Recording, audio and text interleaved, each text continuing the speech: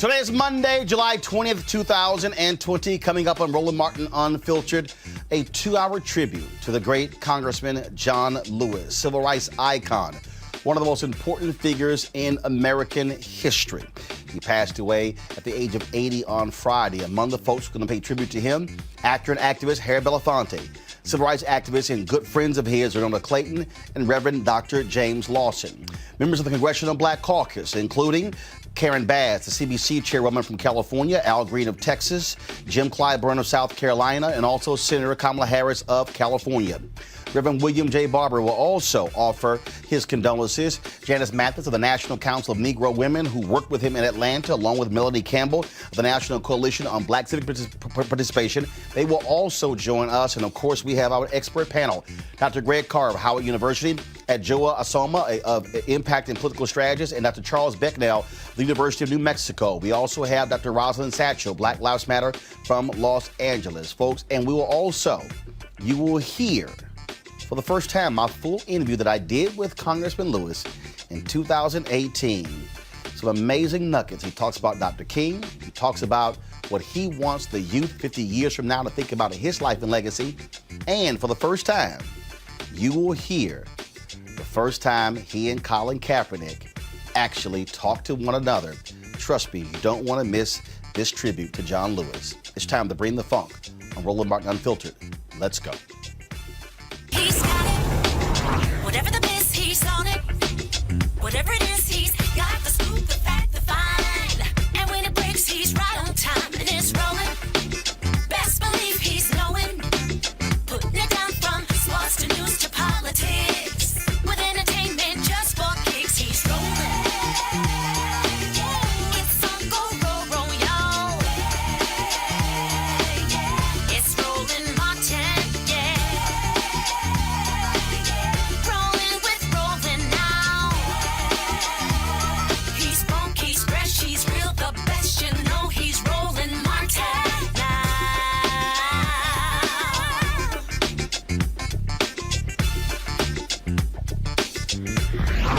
Martin.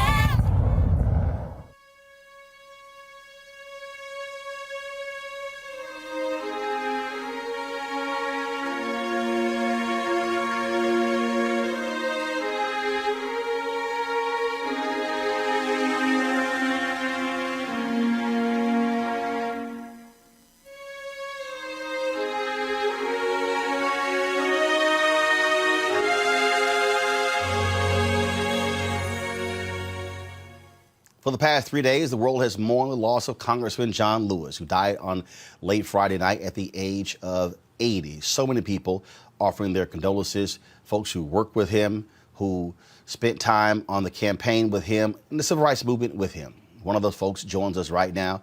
He is the activist and actor Harry Belafonte. Harry, Mr. B, good to chat with you. We talked on Friday. I called you late about something else when I got word about the passing of John Lewis, and you said, I need some time to digest this.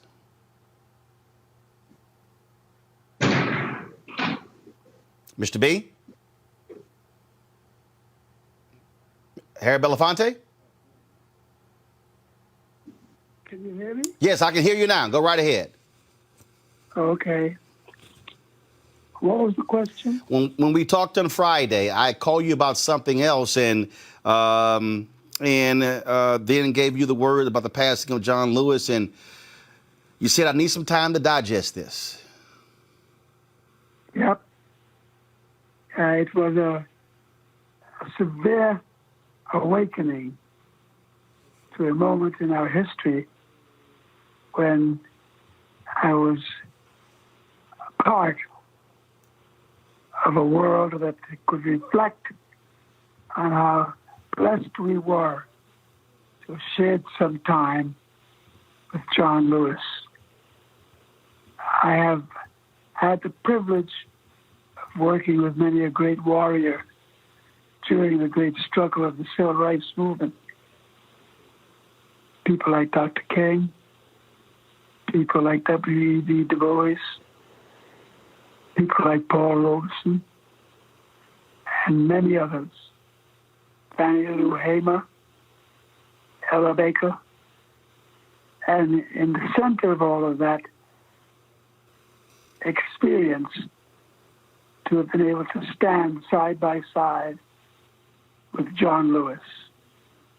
I don't think the journey that many of us enjoyed, the rewards of those of us who were part of that struggle, would have been the same had John Lewis not been in our lives. I don't think that we could have had a greater reward than to share those moments with John Lewis. No one was quite like him. His strength, his humanity, his warmth, and his incredible genius with a gift of serving the cause of human rights and human survival.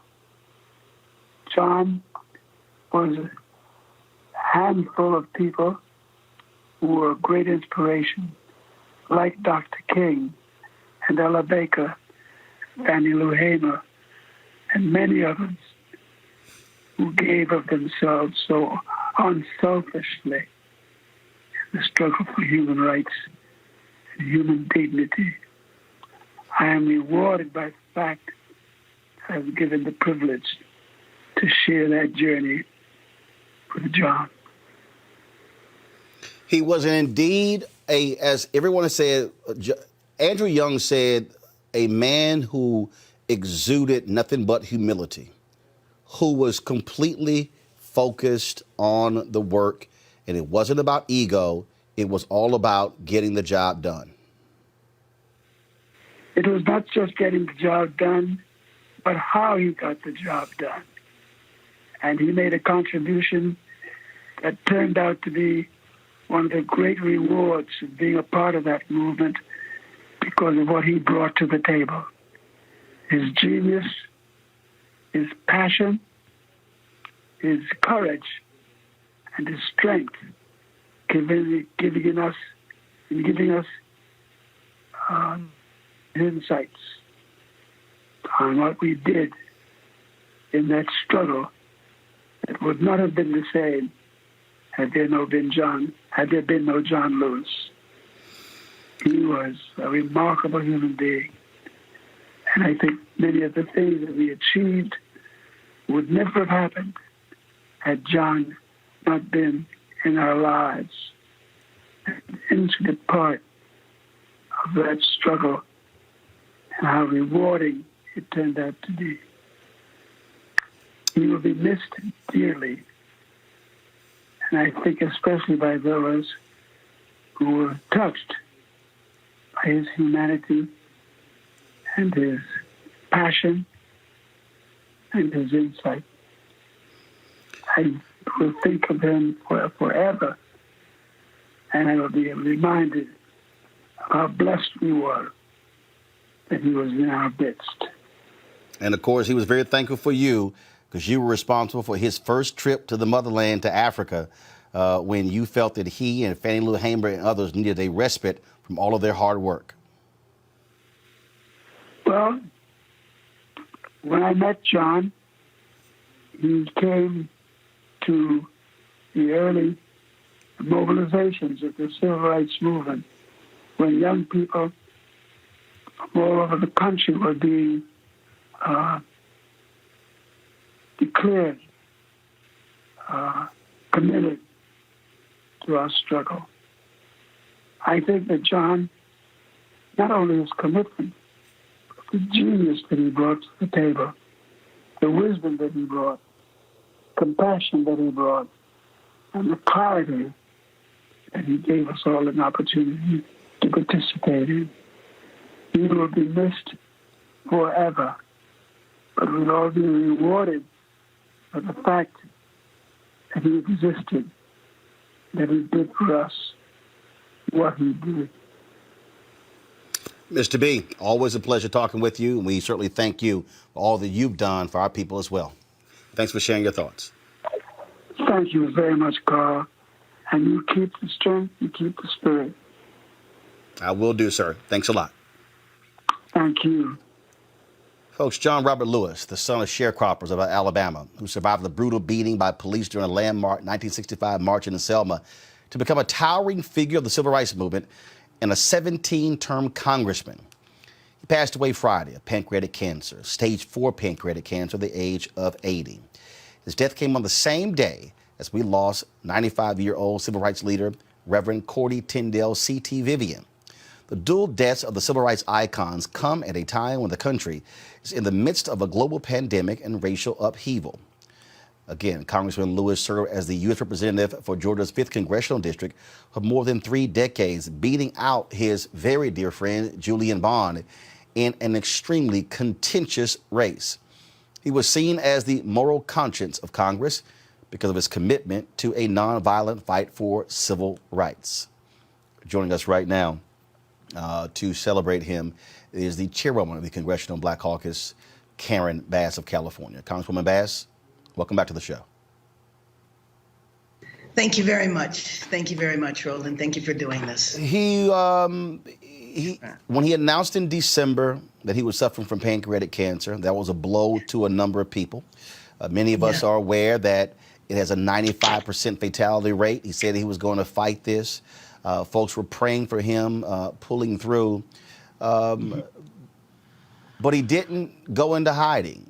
Folks were shocked when he made that last visit to the Selma Jubilee to commemorate Bloody Sunday. When he appeared, people were stunned to see that he came out there just 3 months after that, after he announced that diagnosis. That's right. That's right. And remember now, just a couple of weeks ago, he was at Black Lives Matter Square, taking what will be iconic photographs, standing right on the street where it says Black Lives Matter. And I think for him to do that as his last public act was a statement. I interpret it as a statement to the next generation. I interpreted it as him passing the baton. And you know, Mr. Lewis, I'll tell you, it's a weird day here today on the Hill. You know, we're voting right now, and I stepped away from the floor to take some votes. But all of us, you know, are here kind of out of sorts. We had a moment of silence, and everybody has a heavy heart. And we will be honoring him this week on the floor, probably with speeches, maybe on Wednesday. The family is not going to make plans or arrangements until after C.T. Vivian is laid to rest. But at least I'm glad that the flags are still flying at half-staff, as I hope they do every day until Mr. Lewis is laid to rest. We explained to people who don't really understand what it was like to serve alongside, to travel with, to see how people just revered one of the most important figures in American history. Look, there are 435 House members, 100 United States senators. Everybody thinks that they're important, but Congressman John Lewis was in a completely different class than anyone else. Nobody thought or thinks that they were more important than John Lewis. Of 535, including the senators, I will tell you without question that he's the most respected member in the House of Representatives and in the Senate. And I think that one of the things about him that made you just love him so much is that he was such a humble man. I mean, to have had the history and to have impacted not just the nation, but the world in the way that he did, and you sit and you talk to him and you would never know that. You know, people would always want to go up and talk to him, especially young people. I don't care what he was doing. He would always stop and talk to them. He would always give them time. And I think his humbleness is really what you are left with, just in terms of knowing that he was a true giant. I happen to personally believe that a true giant is defined by their humbleness, not by their, you know, grandiosity. You talked about the flags being lowered. We're going to, folks, will play a video right now. This is the video of the flag being lowered to honor Congressman John Lewis. You've had folks on both sides of the aisle obviously express their thoughts and admiration. I asked this earlier of Senator Kamala Harris, and I'll ask it of you. And this is not about playing politics, but I'll be perfectly honest. It bothered me at Selma 50 and all of those years where Republicans would travel down to Selma on what I felt was a field trip to stand with him, yet come right back to Washington, D.C. and vote against voting rights and voter suppression, to see Mitch McConnell release this statement. And I'm like, if you truly want to honor Congressman John Lewis, well, then you will bring that bill up to a vote on the floor that will restore Shelby v. Holden. That's right. So I said, folks, excuse me, I'm not trying to hear all these accolades when what that man almost gave his life for, they are standing in the way in 2020. Right now. That's why I've said if you want to say something nice about John Lewis, instead of saying something nice, bring up the bill for a vote. That's what you should do. That is the way to honor him. And the idea now that we're facing an election in less than 120 days, and we're still dealing with this issue. But we're not just dealing with it from a party, we're dealing with it from the Supreme Court. The Supreme Court just ruled a couple of days ago undermining the people of Florida who voted to allow folks who had been incarcerated with felonies to vote. And the Supreme Court just threw a wrench in it by saying, yeah, you can vote, but you have to pay any past fine you had. Now, you're coming out of prison. What kind of resources do you have to do that? Sometimes people owe back child support, and they can't afford to pay that. And what on earth does that have to do with voting? The voters decided to open up voting to ex-offenders. The legislature then passed a law saying, okay, the people wanted this, but we're going to limit it by saying that you have to pay money. I mean, what did they used to call that back in the day? Poll tax. Martin, wasn't that a poll tax? Poll tax. Exactly right. And the Supreme Court just backed that up. It is the last question for you. This is something that that Andrew Young said, is that we certainly mourn. We certainly will miss his presence. We'll miss his hugs. But the reality is that he's physically gone, but he is still here because, just like I think Dr. King, folks will be talking about John Lewis for a very, very, very long time. Absolutely. There's no question about that. No question. Congresswoman Karen Bass, Chair of the CBC, we certainly appreciate it. Thanks for taking time away to chat with us. Absolutely. All right, folks. As Congresswoman Bass said, the members are actually voting, and so Congressman Jim Clyburn, who is the House Whip, he will be coming back to join with us. Right now, let's go to Congressman Al Green of Texas. Congressman Green, glad to have you on the show. First time you met John Lewis, when was it? What do you remember? Well, I'm not going to pretend that I remember the first time. I've been in his company many times, and I've always enjoyed it. He's a very pleasant person. It was here in Congress, and I have admired him from afar for many years, and then to have the opportunity to serve with him was quite a benefit to me. I have seen him up close and can say to you that what you see is what he is at all of his private moments. I've never seen him when he was discombobulated to the extent that he resorted to scatology. He's always talked about nonviolent peaceful protests. He took seriously the words of Gandhi, be the change you seek. He is the sermon that he preached. He did what we would expect people to do who are approaching sainthood, did unto others that he would have them do unto him. He was there to help people. Just a gentle soul who's going to be dearly missed because he got us all into good trouble. When you talk about that good trouble, I mean, we all remember when he led that protest on the floor of the House, when he sat down and other Democrats were shocked and stunned, and then they joined him, and then people began to stream this, and Republicans went crazy. But that's when he said, forget the rules. Sometimes you have to break the rules for what's right. That's exactly right. As a matter of fact, a call came over our system that John Lewis was staging a sit-in on the House floor. And everybody perked up, and we rushed over. I was one of the many people to rush over and join him on the House floor. I remember when he said that he thought that it was appropriate to protest for comprehensive immigration reform. So we sat in the middle of the street, right outside the Capitol. We were arrested for obstructing traffic, I believe, and went to jail. But then I remember the time when he talked about the horrors of Sudan and how people were just being harmed. There's a genocide by some standards. And so we went over to the Sudanese embassy. I'm following his lead. I assure you, these were his lead. And I was honored to follow him. We were arrested there, Sudanese embassy. And so we spent time together in jail in the same cell.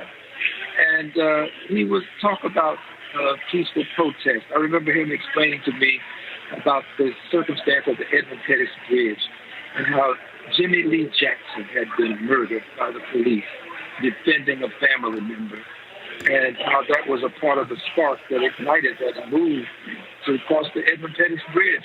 He was the history, and his record, his ability to recall these things is just phenomenal. He would talk to you about who was seated next to him when something occurred. His recall was just amazing in terms of this history that was so important to us.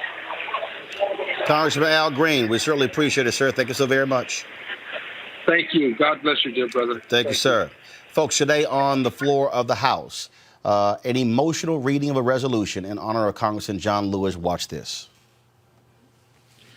Madam Speaker, I offer a privileged resolution and ask for its immediate consideration. The clerk will report the resolution. House Resolution 1054, resolved that the House has heard with profound sorrow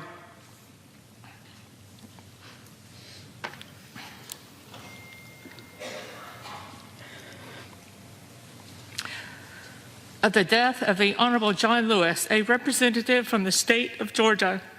Resolved that a committee of such members of the House as the Speaker may designate, together with such members of the Senate as may be joined, be appointed to attend the funeral. Resolved that the Sergeant of Arms of the House be authorized and directed to take such steps as may be necessary for carrying out the provisions of these resolutions, and that the necessary expenses in connection therewith be paid out of applicable accounts of the House. Resolved that the clerk communicate these resolutions to the Senate and transmit a copy thereof to the family of the deceased. Resolved that when the House adjourns today, it adjourn as a further mark of respect to the memory of the deceased. Without objection, the resolution is agreed to and the Wow, an emotional reading there. In a moment, I'm going to play for you the moment of silence they took on the House floor. A clearly emotional Speaker Nancy Pelosi. Joining us right now is Reverend Dr. William Barber, of course, Repairs for the Breach and Poor People's Campaign. Reverend Barber, John Lewis, we don't call him Reverend John Lewis, but you're talking about somebody who had deep, abiding faith not only in the Bible, not only in Christianity, but in the goodness of people to eventually do the right thing. Exactly. He was a trained theologian. I'm not sure he didn't preach a trial sermon. I thought I heard somewhere, read somewhere that he did, but he was prophetic. He was a prophet of sense, and which is why I think we must handle his life and handle how we memorialize him very carefully. John Lewis knew and believed that people could change. Now, he didn't believe it was easy. And one of the things I love about him is he did not speak a lesser truth in the hope of transformation. You know, sometimes we think if we compromise a lot, it'll make people change. John Lewis understood it's not through the compromising, it's through the courageous, loving truth-telling that causes people to see the error of their ways. And Roland, I was thinking about it, when John Lewis went to summer, he needed to be with the people. We often speak of people as lone actors. You know, went there because there was organizing going on that had been going on for years. He was beaten on that bridge because he could have run faster than Miss Brewington when she was knocked down. But saw her, he covered her, and that caused him to get brutalized even the more. He was the only speaker that I know, I've not read all of the speeches from the day on March Washington, that mentions sharecroppers. He was the speaker that criticized Kennedy's bill, even though he said some of it's good, but it's not enough. He was the one that really said, listen, if this bill protects sharecroppers who lose their farms and are run off their farm because they try to register to vote, and if it doesn't protect maids who make $5 a day in households that make $100,000 a year, it's not good enough.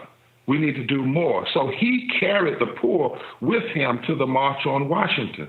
And in a very profound way, he was the one that they asked to change his speech, Roland, because his love was the kind of love that knew love and truth have to go together. And that means even challenging your friends, even as you stand against your adversaries.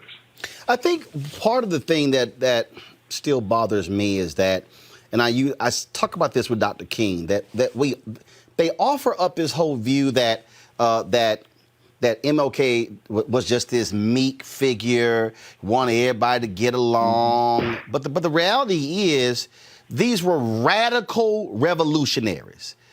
I think we've got to use that. And in fact, James Foreman, his book, he was executive secretary of SNCC, is titled The Making of Radical Revolutionaries. That's who John Lewis was. That's who Dr. King was. That's who Fannie Lou Hamer was. That's who Stokely Carmichael was. They were radical revolutionaries. Mm-hmm.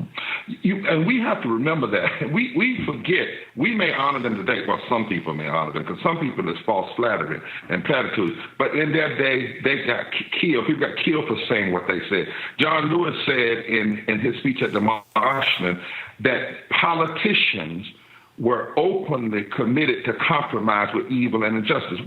That's powerful language, Roland.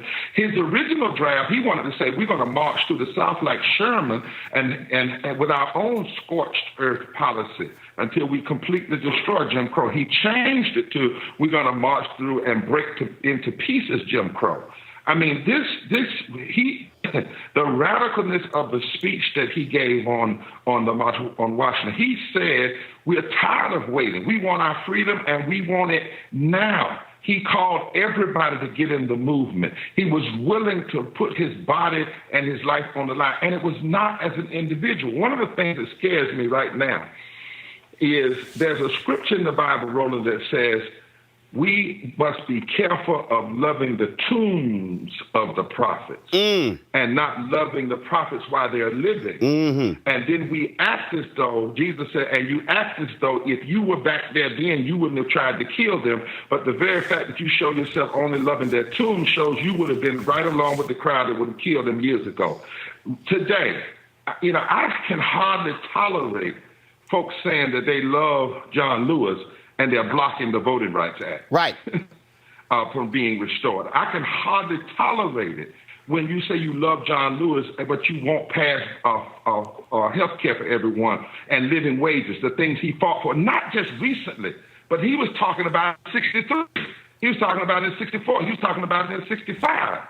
And we have to be careful. Black and white people who love this imagery, we got to be careful. Some people talk about, well, let's rename the bridge after John Lewis. But I believe that'll give a lot of people a pass to say that they'll do that, but they'll still keep voting rights suppression in place. If you rename the bridge after the people of Selma, then also at the same time pass the Voting Rights, Restoration of the Voting Rights Act. Alabama restore or pass the Affordable Care Act. Governor of Mississippi does that. I love John Lewis, and he's all that. Well, stop suppressing the right to vote. You can't love people. Jesus said, you say you love me, but your heart is far from me. And we have to be very careful in this moment. Last for you, Reverend Barber. Anytime I would see Congressman Lewis, he would always say the same thing. Brother Roland? That's how I was greeted. And he would always ask how you're doing.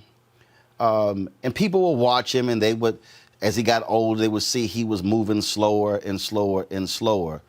But the fact that even last month, knowing he is dying, he wanted to come down just literally, I'm talking about across the street from my office, to stand on that Black Lives Matter plaza and he was constantly engaging with the next generation of John Lewises. That's right. He didn't go into hiding. Yeah. So, this group. Go ahead. No, go ahead. He didn't go into hiding. It's tough for me. I called him when we first heard the news because my brother had just died from pancreatic cancer. And I called him and he said, look, fight on. He said, keep staying in good trouble. Don't you give up on that Poor People's Campaign. I had a privilege of leading a prayer at the wedding of Congresswoman Lee. She took time in the middle of her wedding to have a special prayer for John Lewis in California. And when I would see him several times, I actually have a video of me walking with him. And actually, I told him, I said, you made me put my cane down, because I actually gave my cane away and walked beside him and held his arm. But while he was doing that, he was saying, keep up the fight. Now think about this. John Lewis looks at the people, the young folk today, and said, that's me. That's me at 23. That's me at 24. Right. And the fact that he would get up out of his bed and go there knowing that he had pancreatic cancer. He challenged the rest of us. I had to come out and go there. He was constantly challenging. And what I want to say to everybody that was going, because a lot of attempts are going to be to laud him in his grave. And we should, Lord, we shouldn't forget. But please, for heaven's sake, let's don't just raise statues and memorials. Let's pass. And for my Republican brothers and sisters, many who fought him, this is really a time for you to regain your humanity, to let this death move you. For Democrats who may have been wavering a little bit on being forceful, this is a time to be as radical as John Lewis was on the Edmonds-Pettus Bridge, as radical as John Lewis was in 1963 at the March on Washington, as radical as he was with those 40 arrests. Because you know what, Roland? One of these days, we're going to die. And one of these days, somebody's going to write history about us. And let it not be said that Martin and Rosa and John, in the face of death and evil, were more radical than we were. When most of those things we don't even have to worry about today. For the most part, we don't have to worry. I mean, somebody could try, we get death threats. But for the most part, we don't face half of what they face. So there's no reason we should be compromising. There's no reason we should not be pushing an agenda. There's no reason we should not be pushing the third Reconstruction and a reckoning and a rally. And we should do it in memory of all of those like John Lewis and C.T. Vivian and others who stood in the face of death and lived out their truth and lived out their justice and lived in love even in the face of hate. Indeed, Reverend William Barber. We appreciate it. Thanks a lot. Thank you, sir. Folks, this was the moment of silence today on the floor of the House for Congressman John Lewis. Madam Speaker, I ask that all members rise for a moment of silence in remembrance of the Honorable John Robert Lewis. The chair asks that all those present in the chamber, as well as members and staff throughout the Capitol, and all who love John Lewis, wherever you are, rise in a moment of silence in remembrance of the conscience of the Congress, the Honorable John Lewis.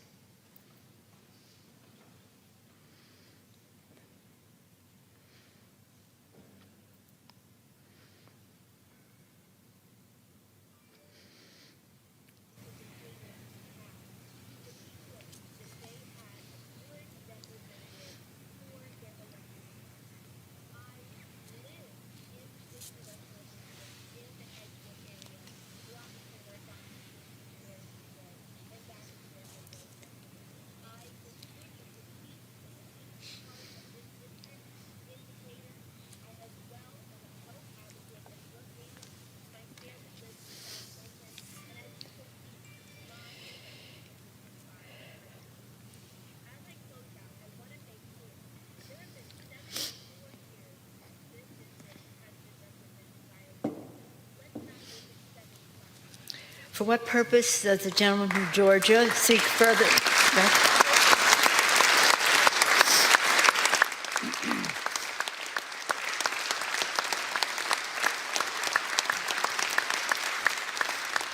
clearly emotional and teary-eyed Speaker Nancy Pelosi, who has served a number of years in Congress alongside Congressman John Lewis.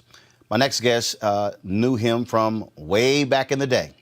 She worked with the SCLC along with Coretta Scott King, Reverend Dr. Martin Luther King Jr. Joining us now is Xernona Clayton. Ms. Clayton, how you doing?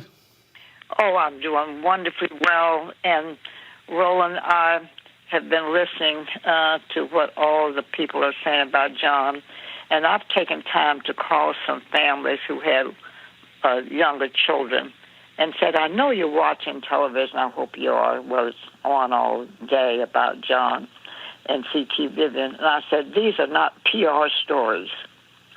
The people you are seeing on television lived those lives. Mm-hmm. I saw them. I'm the privileged one because I saw them every day. I said that C.T. must have felt like he had a mission, and he was on a mission.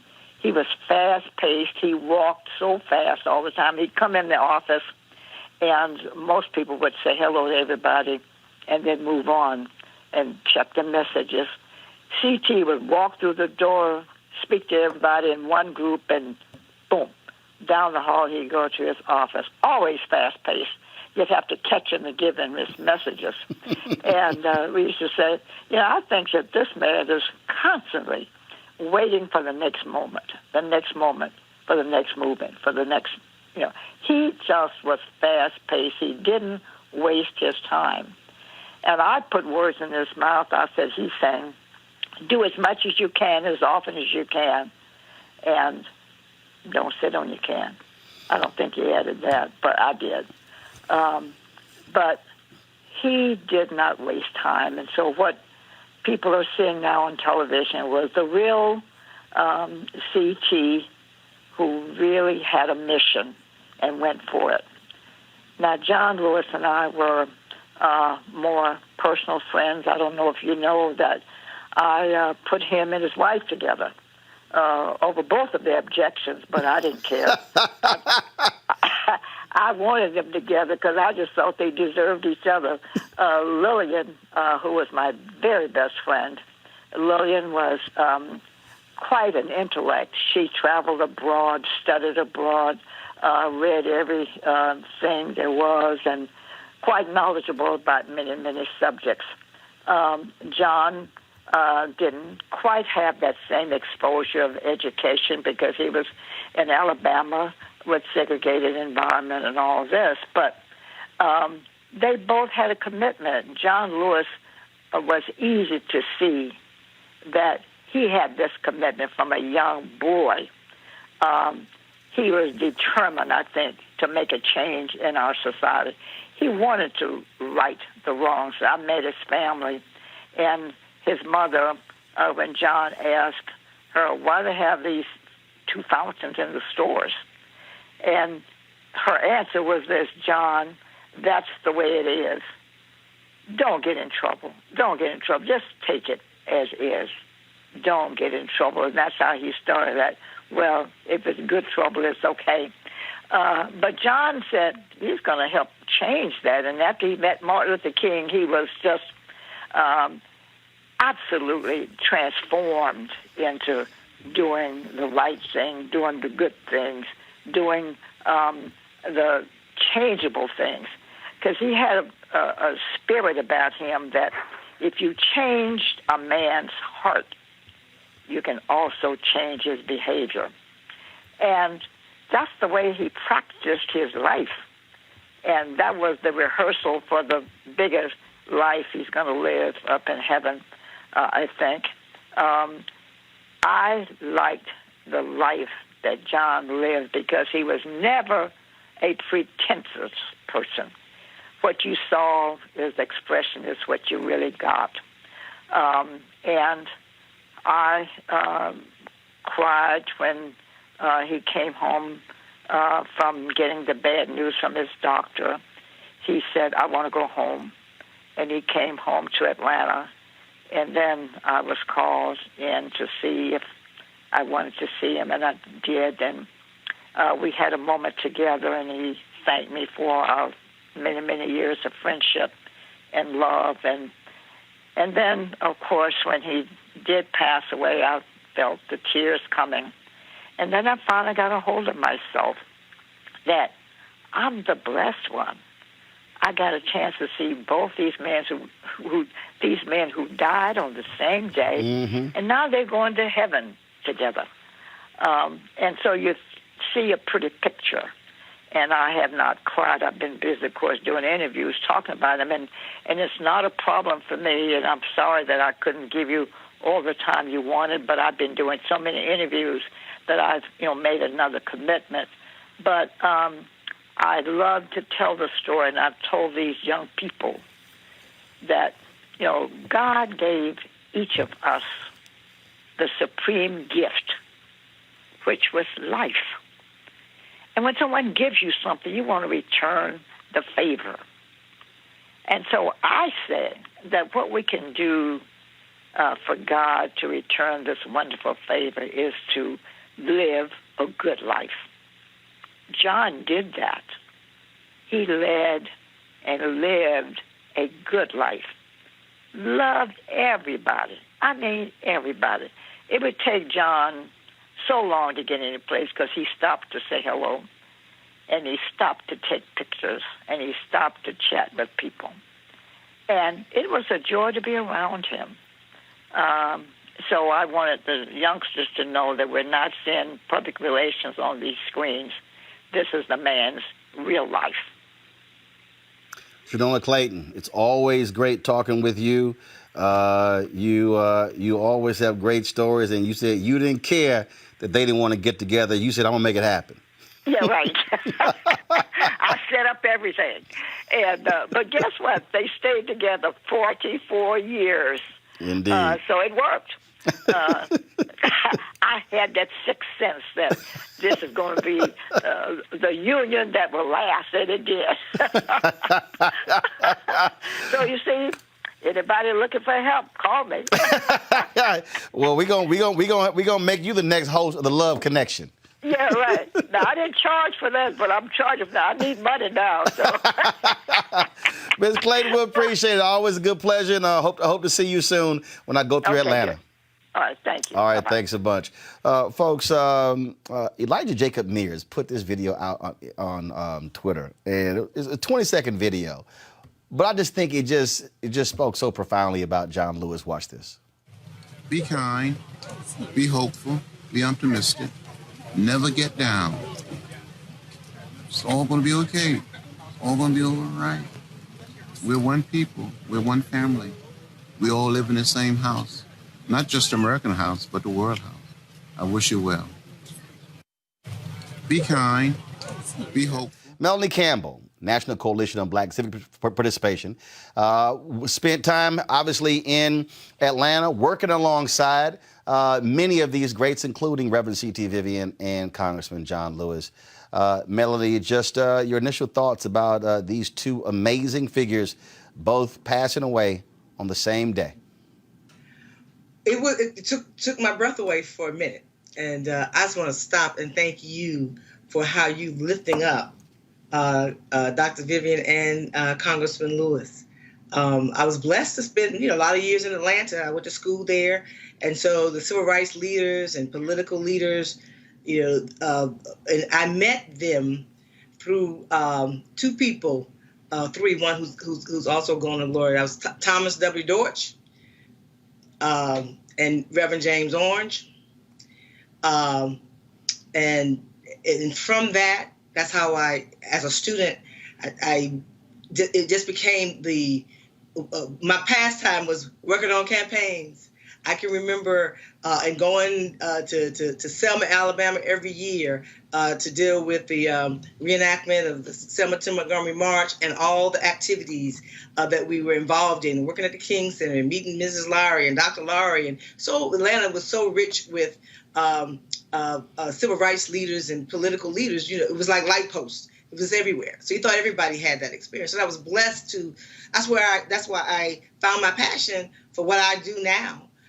Starting out with doing voter registration. But I remember working on Congressman Lewis's congressional race in 1986. And that's when I got a chance to know him And the man he was just so kind to everybody and so friendly, and you knew this great icon of what he had done in the civil rights movement of the 60s, but just to be able to be in his presence. And he always was so friendly. That's what I personally remember about him.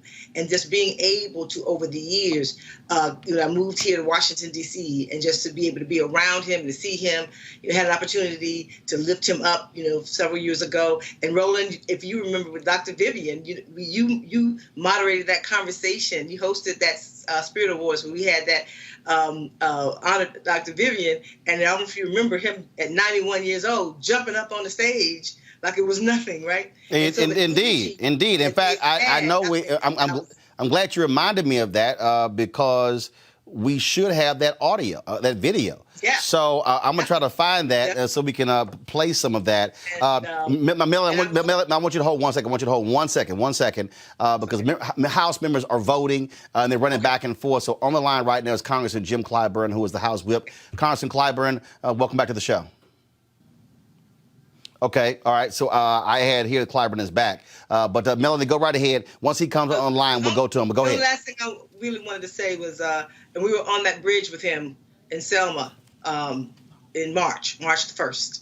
And to be able to see him come to Selma one more time was a privilege, and a bittersweet, moment. But just to see him, he never stopped. And then to be able to see, wasn't there, but just to see that he went to Black Lives Matter Plaza the way he did, and always, and what I learned from Congressman Lewis and Dr. Vivian and all those who touched me and poured into me was that it wasn't about you, it was about the people.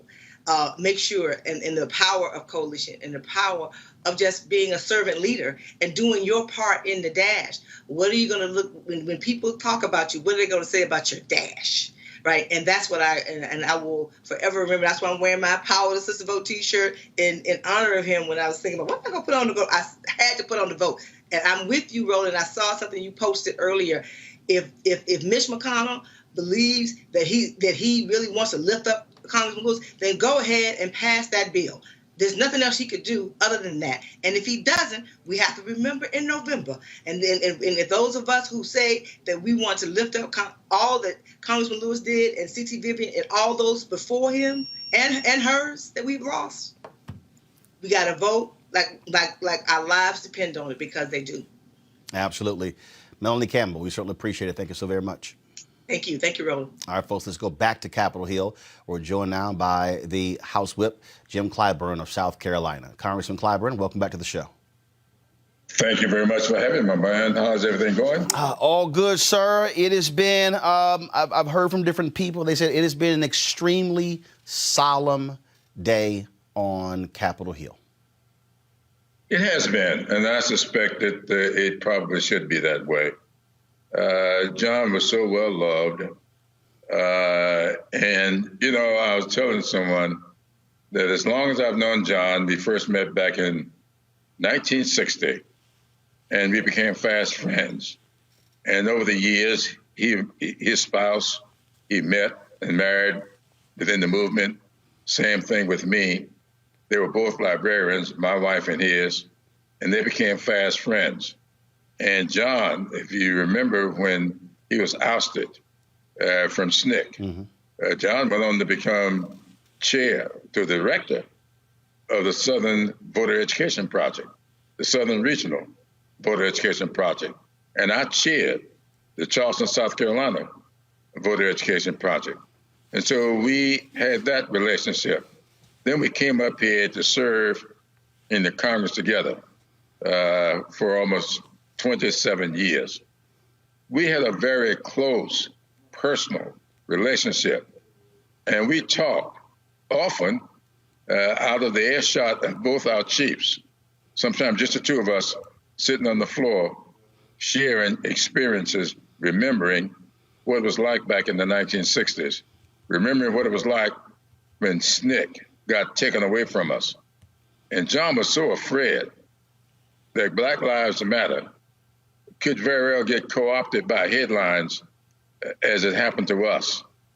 So when these refrain, defund the police, came out, John and I both thought that this was the kind of headline that could undercut the tremendous progress that was being made with Black Lives Matter. So both of us spoke out forcefully against that. You know, I've run for all kinds of leadership positions within our caucus. I've been chair of the Congressional Black Caucus. I've been vice chair of the Democratic Caucus, chair of the Democratic Caucus, assistant Democratic leader, and now I'm whip for the second time. I never asked John to nominate me or to second my nomination. I always ran with his support, always discussed my candidacy with him, but I never wanted him to take sides in our caucus. Everybody liked John. He was our conscience. And I said to him that I thought it would jeopardize that position if he were to nominate me, especially when I'm running against somebody. Now, a few times I was elected unanimously, but I have had a contest before. I didn't want him to be registered as being for one person against another. So I never asked him to nominate me, never asked him to second the nomination, and that's why I didn't do it. John was one of a kind. We're going to miss him a whole lot, and I want us to remember him, not just with words, but with deeds. And I'm calling upon the House and the Senate to reauthorize the Voting Rights Act of 1965. It's been gutted. The Shelby versus Holder case, decided 7 years ago, took away the efficacy of the Voting Rights Act of 1965. We got that Voting Rights Act in 1965 because of John Lewis and many others on that Edmund Pettus Bridge. John was beaten to within an inch of his life, and we got the Voting Rights Act out of that. Now, after the Supreme Court had gutted it, they told us in the decision what we needed to do in order for the court to consider it to be constitutional. We have done that. We have passed the law based upon the Supreme Court decision, and it was a bipartisan bill. John Lewis leading it in the House, and Jim Sensenbrenner, a Republican, leading it on the Republican side. And we've sent that bill over to the Senate. It's time for the senators to pass that bill, and I would hope that they would entertain an amendment to name it the John R. Lewis Voting Rights Act of 2020. I want to talk about, you talk about how folks felt about Congressman Lewis. And it was difficult when people had to push or prod him or oppose him. You might remember when President Barack Obama had made some nominations to the federal bench. And the Georgia delegation, they simply felt they could not stand by and watch one of those judges be on the federal bench for life who supported voter ID. And I'll never forget, Congressman David Scott, Congressman Hank Johnson, and others pushed Congressman Lewis to come out against it. And he was pained to do that because President Barack Obama had called Reverend Dr. Had called, first of all, had called Congressman John Lewis, had also had called, why is the name escaping me, y'all? Passed away in March. Had called Reverend. And say, Joe Lowry. Joe Lowry. My goodness. I'm like, like the brain just froze. I knew the man. Baby, and Lowry's the one who told me the story. And so, and he called them, and they said, well, you know, we won't speak out against it. But these members said point blank, sorry, no, John, you can't be quiet. You got to speak out And he was not happy. He was not happy having to give a news conference, and they were paying to do it, but they just simply said, like, we love you and respect you.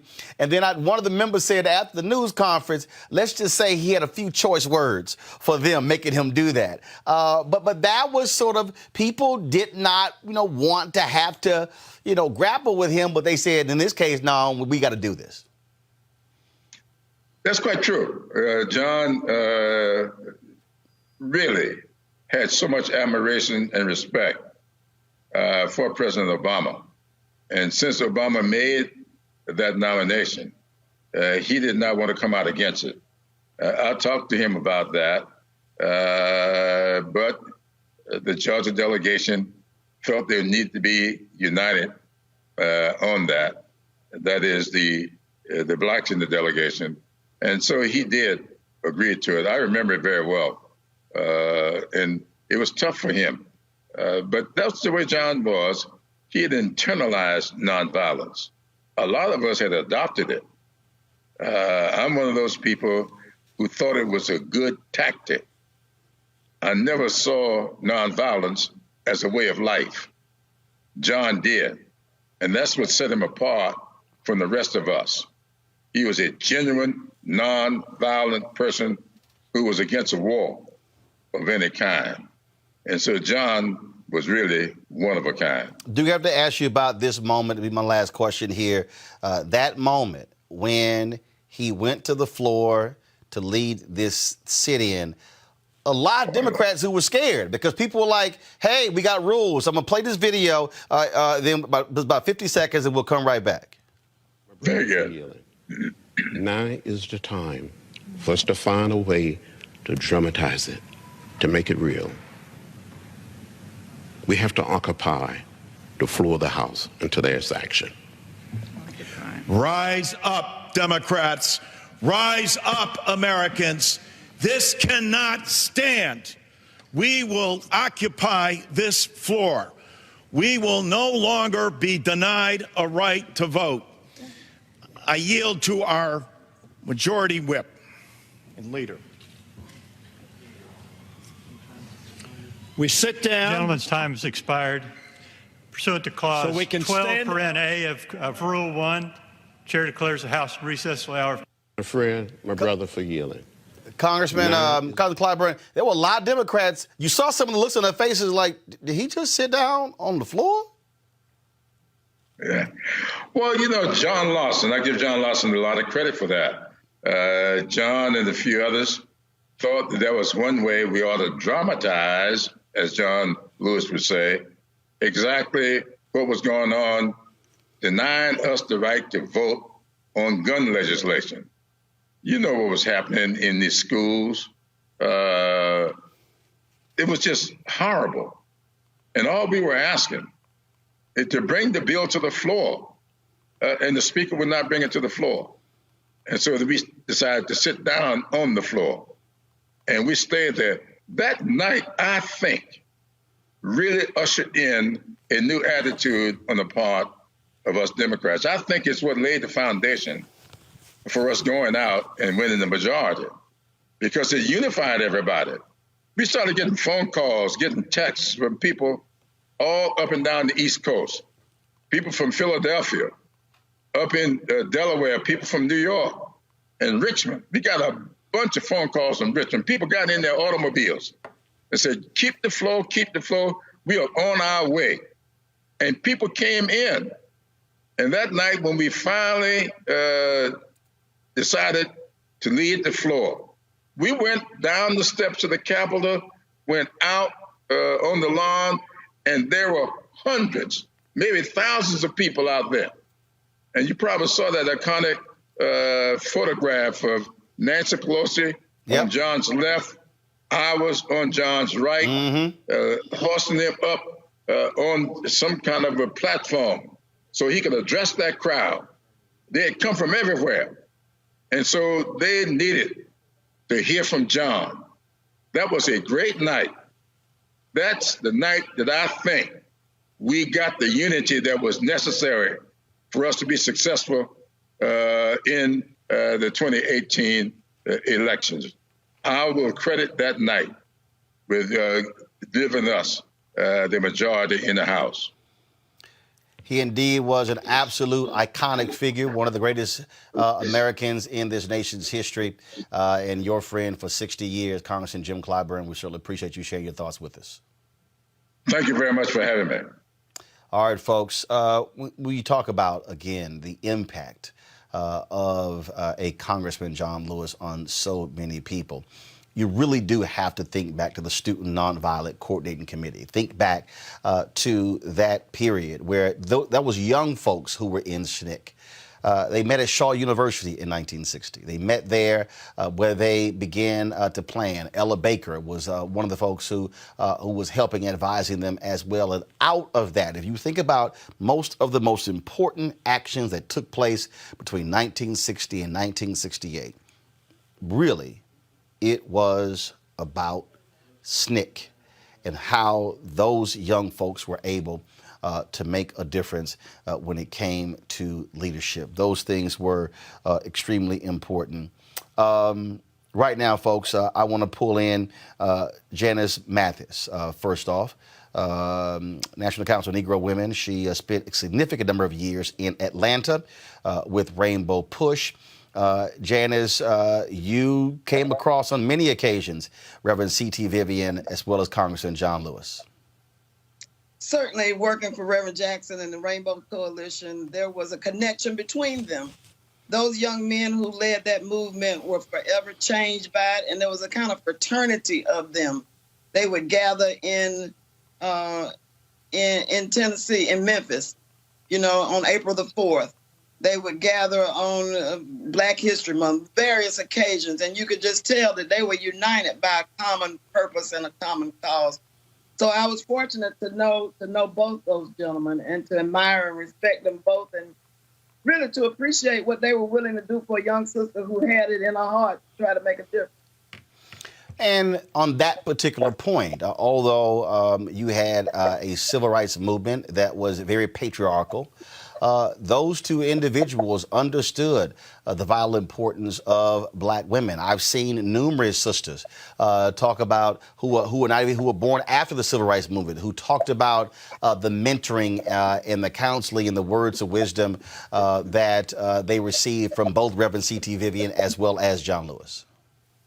And, it wasn't so much what they said, because, John didn't say a whole lot, but it was the way they conducted themselves. I remember that we were planning this march to reauthorize the Voting Rights Act. That was back in 2006 in Atlanta, keep the vote alive. And I was nervous and scared. And one by one, John said early on, I'll be there. Count on me. What do you need me to do? It was that kind of support. And then even as a young person, I think Congressman Lewis will always stand for the proposition that young people ought to be involved. After all, he was the youngest speaker on that platform in 1963 at the March on Washington. And it wasn't a coincidence, because beneath the steps of the Lincoln Memorial, they gathered before they spoke, and there was some disagreement about who would speak and how long.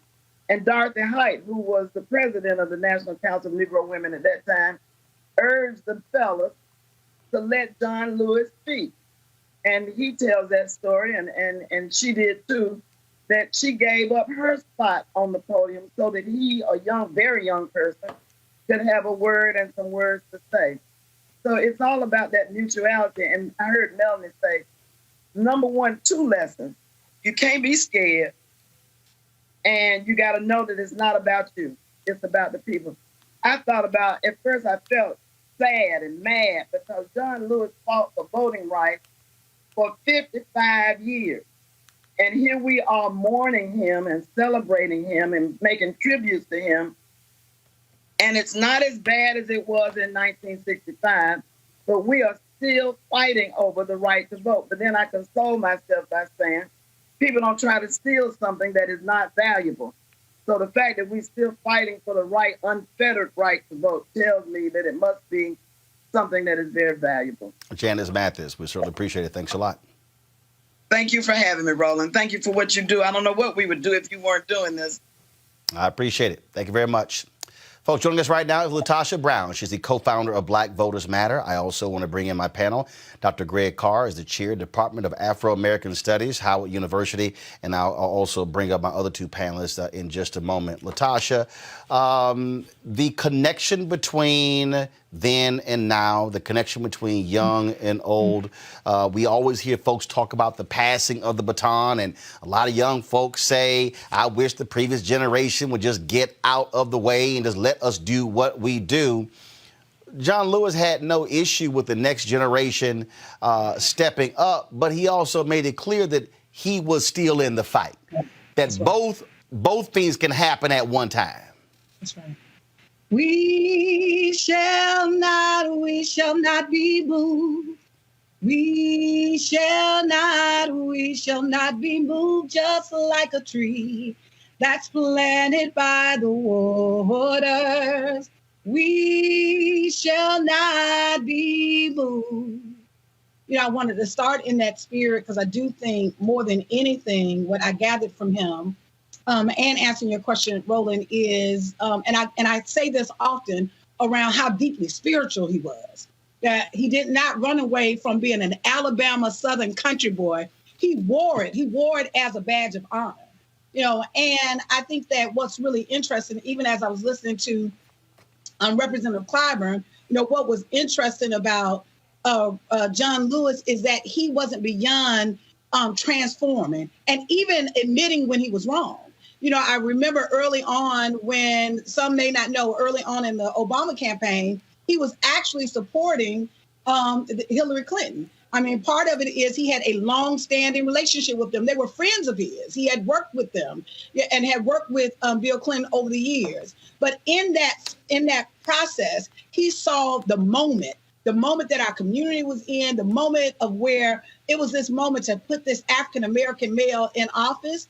And he sees that moment. And even though, just like they were talking about the other decisions, you know, oftentimes I know there are elected officials that are so stuck in their way of being that they can't transform. They can't transform or see beyond themselves. One of the things I think was actually really powerful and phenomenal about him, particularly as you're talking about young people, is that he was always able to actually see the value in young folk, even if it challenged some of what he believed at the time. You know, I think a case in point, as we heard Representative Clyburn say that early on, there was some concerns around how the messaging, how that would land publicly. But one of the last things that he did publicly is he went out to the Black Lives Matter Plaza and stood out there. If that ain't a message of solidarity, if that ain't a message of affirming young folks that I'm with you, I'm standing in solidarity with you, I support you. There are other Black officials that won't do that right now, that are here and won't do that right now. And so I'm saying that because I think there's something really profound about his belief in the power of redemption, the power of transformation. He did believe that everybody, he believed that everybody was worthy of redemption. Roland, I don't even know where I am on that, right? A part of me says I want to believe that, but a part of me like, I don't know, right? And but ultimately, in terms of the value of redemption, he fundamentally believed in that. And so I think, you know, often year after year in Selma, when I was living in Selma, we would bring him, he would come year after year to Selma for the Selma to Montgomery March. And oftentimes he would actually speak to young folks. And there were a couple of things, if I would think about, when I think about him, one was how humble his spirit. He always had this very assertive, because you can be assertive and confident and still have a level of humility, right? And so he had this humble spirit around humility. The second thing is, which I just think is profound around his belief in love. He really fundamentally believed in love. And he believed in this principle of love in a different kind of way, not just like love to make you feel good. He believed that love could actually transform, could be transformational, right? And so, and it's such a pillar of what I believe myself. And the third thing is that he was a statesman. You know, we don't have that many of them right now, right? And so even, I mean, well, particularly in the White House, when we look at the upper levels, they're not statesmen at all. This was a statesman that literally we see his transformation from a Southern boy who he was saying in the cotton fields of Alabama to transform himself to become a young activist, to literally transform himself to become an organizer around getting people registered to vote, and then become a congressman, right? Who wound up being a leader of not just his district, but of the world. In that, there's something that you said, Roland, the other day that I thought was really powerful. It was something that I often say that we give a lot of credence to the founders of America, right? When, in fact, when I think about John Lewis, he was one of the original founders in this country of democracy. The founders of America were not the founders of democracy. Mm-hmm. The founders of America had ideas about democracy, right? They had an ideology, they had some framework around that, but clearly they didn't believe in democracy they didn't believe that women should vote. Matter of fact, they didn't even believe that men at the time, they didn't make provisions that white men who didn't own land could vote. And certainly black folks were not even considered human beings at the time. So they were severely deficient in their understanding, their belief in democracy. But here comes along a generation of folks like Dr. King and Reverend Lowry and C.T. Vivian and John Lewis and Diane Nash and Amelia Boynton and Marie Foster that fundamentally put America to the test.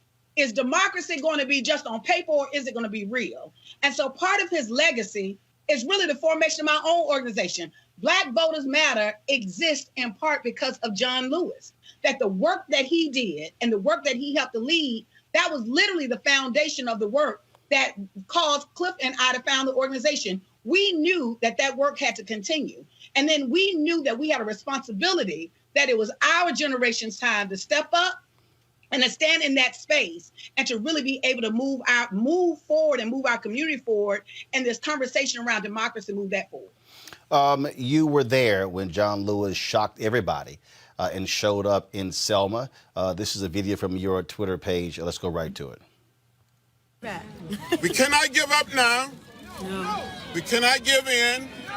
We must keep the faith, keep our eyes on the prize. We must go out and vote like we never, ever voted before. Yeah. Some people gave more than a little blood.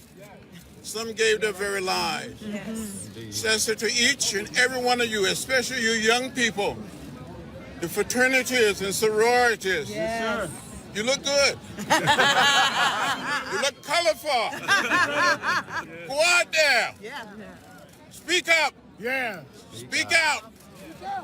Get in the way. Get in good trouble. Good trouble. Every trouble. And help redeem the soul of America. Yeah. Thank each and every one of you. I'm not going to give up. No. I'm not going to give in. No. I'm going to continue to fight. We need your prayers now more than ever before. Let's do it. Yeah. We can do it.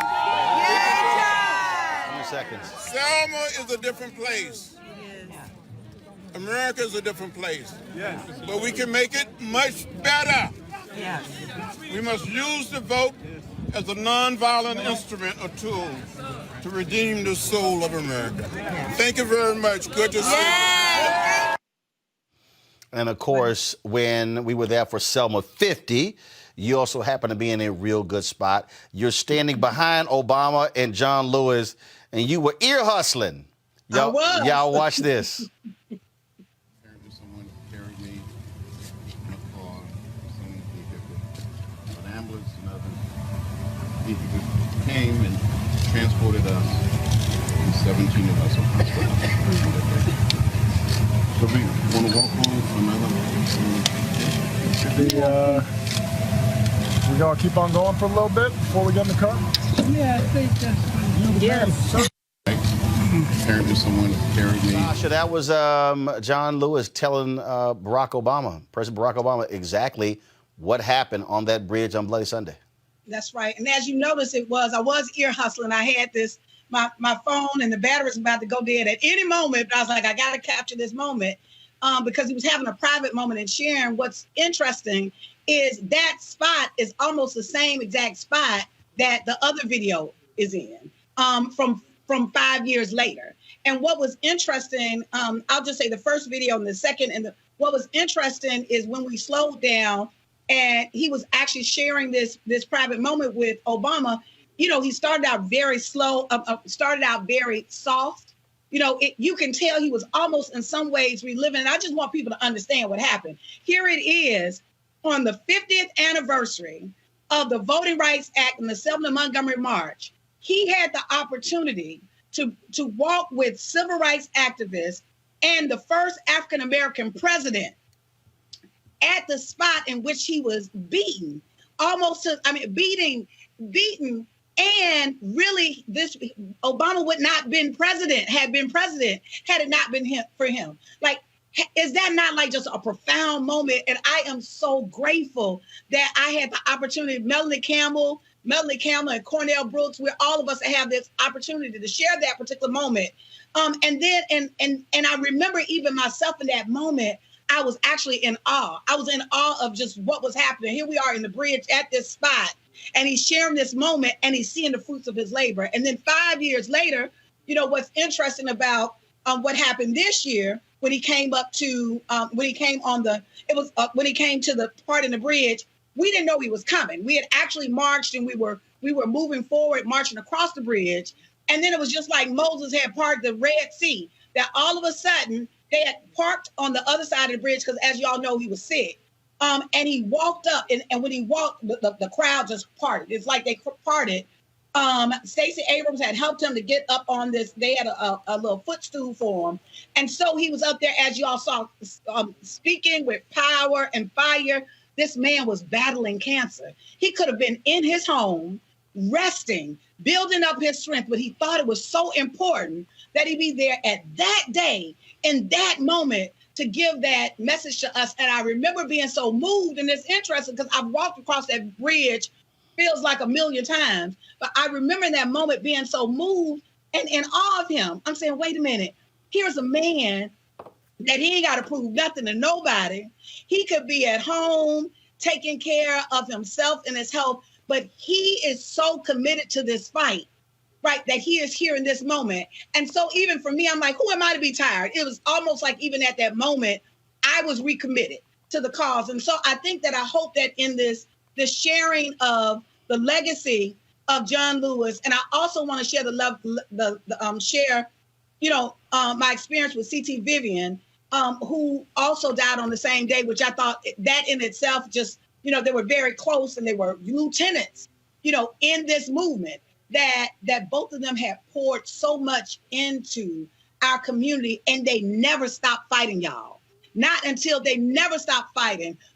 This picture right here, Roland, those are the founders, are part of the group of the founders of American democracy. It was not Washington and Jefferson. It was our folks who literally fought for the right to vote to make democracy real.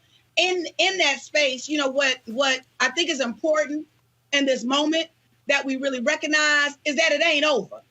And I think he knew that. I know he knew that. He said it.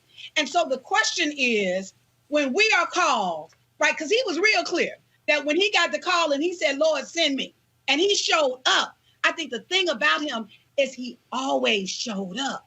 And so the question now for us is, are we going to show up, right, and show up in remarkable ways that we're actually taking this movement to the next level, and then so that the generation behind us can take it to the next level. And so I just think it's really important that part of his legacy is that we rededicate and recommit ourselves to this work.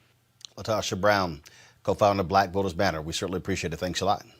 Thank you. Thank you for having me, Roland. And thank you for your work. I appreciate it. Thanks a lot.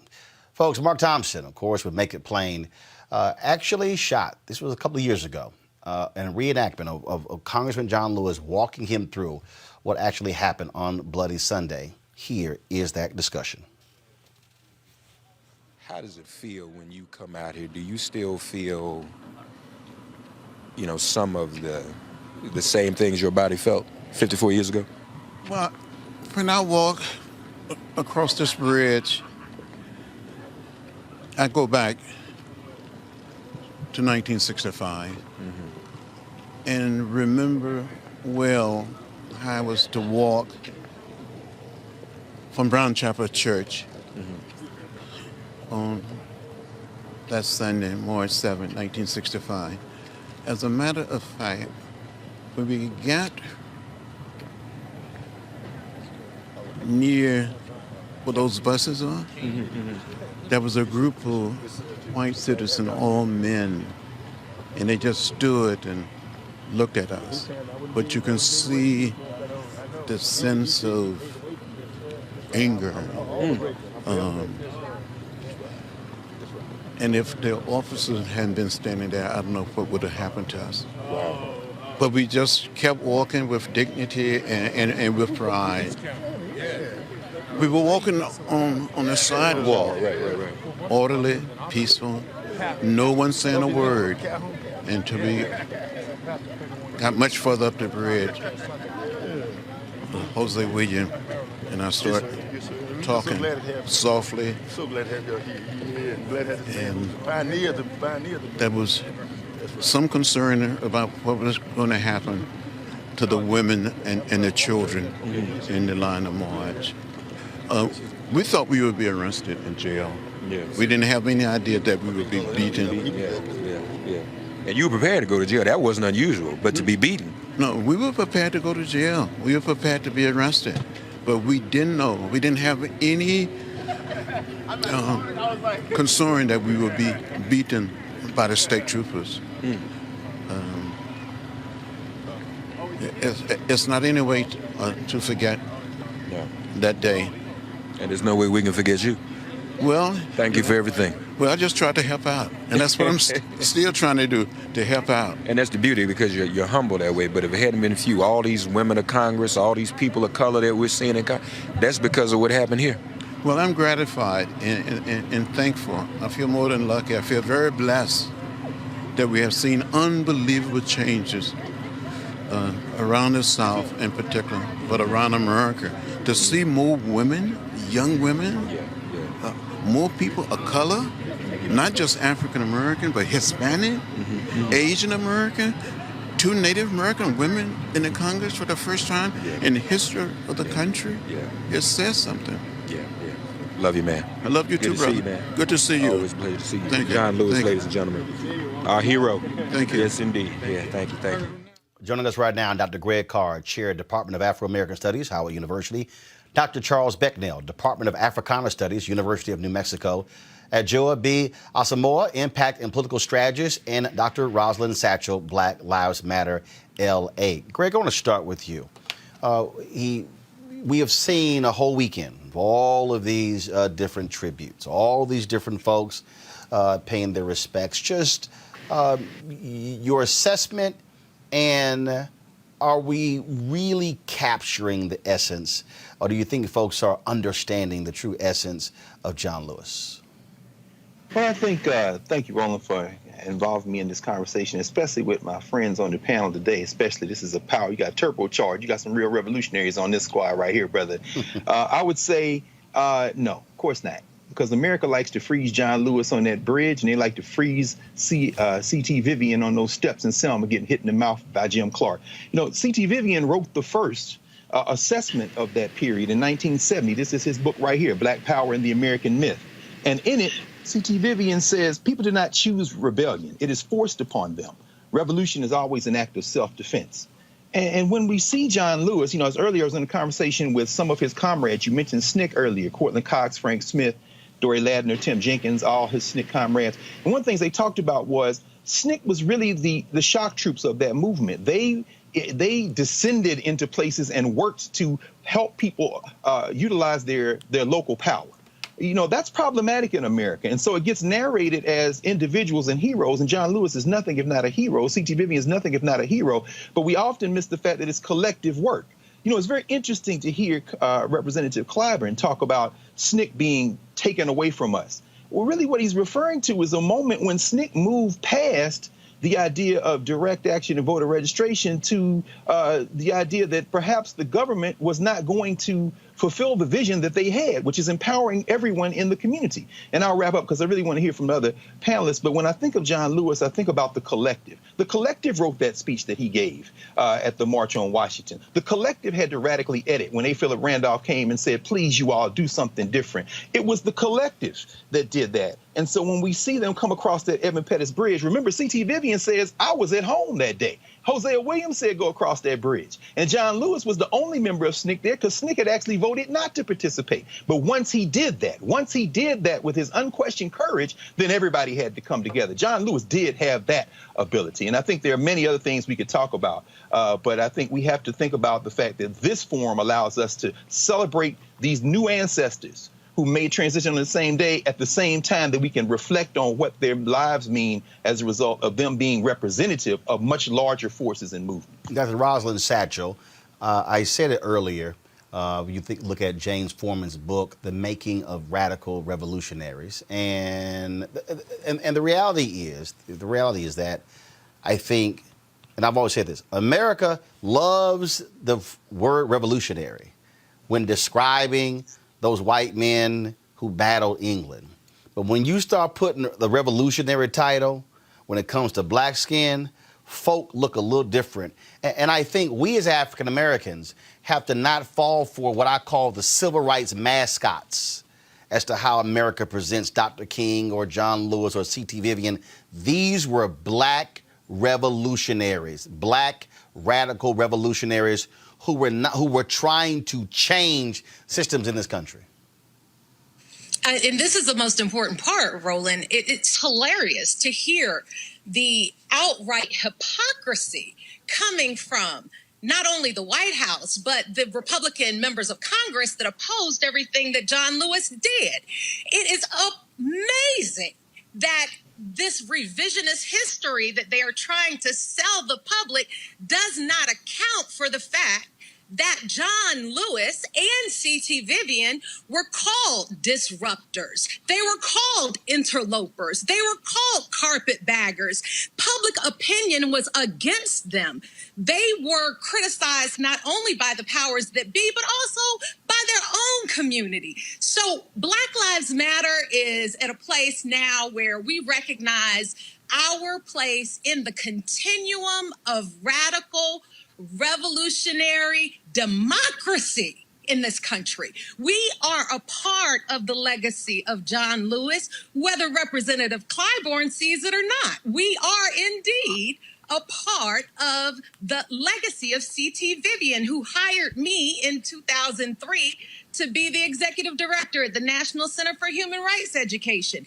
This man in his 70s was still doing the work and was still open to learning with and from young people. I pray Representative Clyburn does too, because when we say defund the police and reimagine public safety, we are in fact saying the same thing that so many of our ancestors said before us, and that is simply that freedom is not free, and we are willing to pay the cost. Sure, defund the police might very well upset the police unions around the country. We don't care. We don't represent them. We are here to represent the people in our communities, the people who John Lewis represented as being a young man of rural upbringing in southern United States. Please, I'm from the South. I'm real clear that nonviolence was a strategy, y'all. It was a strategy. Sure, many of our elders in their older years, in their latter years, they took it on as a part of who they were, and we acknowledge that, we admire that, but we also look at their lives as young people when they were young, just like we are. And, you know, I ain't exactly the youngest chicken in the bunch, but I am young enough to recognize that we have still more to learn. We don't need to kowtow to the powers that be. We don't need to make sure that the police unions don't get offended so that they don't contribute to our political campaigns. That's not our objective. Let me, learn is for the people. Charles Becknell, here's the deal. The reality is that if you actually study the movement, again, 1959, Roy Wilkins, head of the NAACP, calls Dr. King a radical. Then Dr. King, as he began to go within the movement, SNCC folks used to derisively call him DeLord. When folks get to see my interview with John Lewis a little bit later, he actually talks about that. So the reality is we've always had the dynamic, and not just when it comes to black folks. You always have had a dynamic of young pushing and prodding and being and not just walking up to the line, but crossing the line. And then you have others who are saying, no, pull back. And so that's why initially when Congressman Clyburn made his comments about defund the police, I took it for exactly what it was. An older politician looking at things from a political position, whereas external groups, their job was to know, push as hard and as far as they can, which is exactly what SNCC did to SCLC, which is why Ella Baker did not want SNCC to be a wing of the SCLC. She wanted it to be a separate institution. Exactly. That's Charles? exactly it. Charles, yes. Yeah, there you go. Go ahead. Yeah. So, the battle has to be waged on all fronts. And we, as people who have a history of being oppressed, have always been forced to engage in a zero-sum game, one strategy over the other strategy. And when I think about the life of John Lewis, he represented to me what it means to be young, what it means to be radical, what it means to be militant. He was somebody I could connect with. He was somebody that was willing to push the envelope. And, his power didn't come from only his experience, but his power came from his religious upbringing. He was serious about that religious side of his life, and that's what fundamentally led him to sacrifice. He was a Baptist preacher. As a pastor myself, I can relate to that. His work was guided and inspired and sustained by God, and I think that's what allowed him to persevere in his radical militant stance, where he was nearly beaten to death on at a Montgomery bus station, while he endured near death on a bridge in Selma on Bloody Sunday. And so when we think about John Lewis, we cannot disconnect him from the radical black past of David Walker. We cannot disconnect him from the radical black past of Nat Turner. He's among those ancestors that spoke truth to power and was willing to put his body and his life on the line. Adjoa, that point there. Charles, go ahead. Yeah, it's not a zero-sum game for me. It's not one strategy over the other. The battle has to be waged on all fronts, and not everybody can be militant. Not everybody can be radical.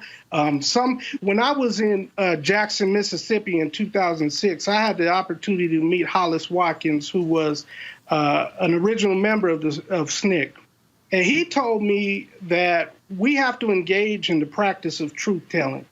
And I asked him what he meant by that. And he said, when he was arrested for registering people to vote throughout the state of Mississippi, when he was put on death row for registering people to vote in Mississippi, it dawned on him that just because he didn't see people on the front line with him getting arrested with him didn't mean that they weren't in the struggle. Somebody had to pray for them. Somebody had to wash their clothes. Somebody had to cook for them. Somebody had to pay their legal fees. And so the battle is waged on all fronts.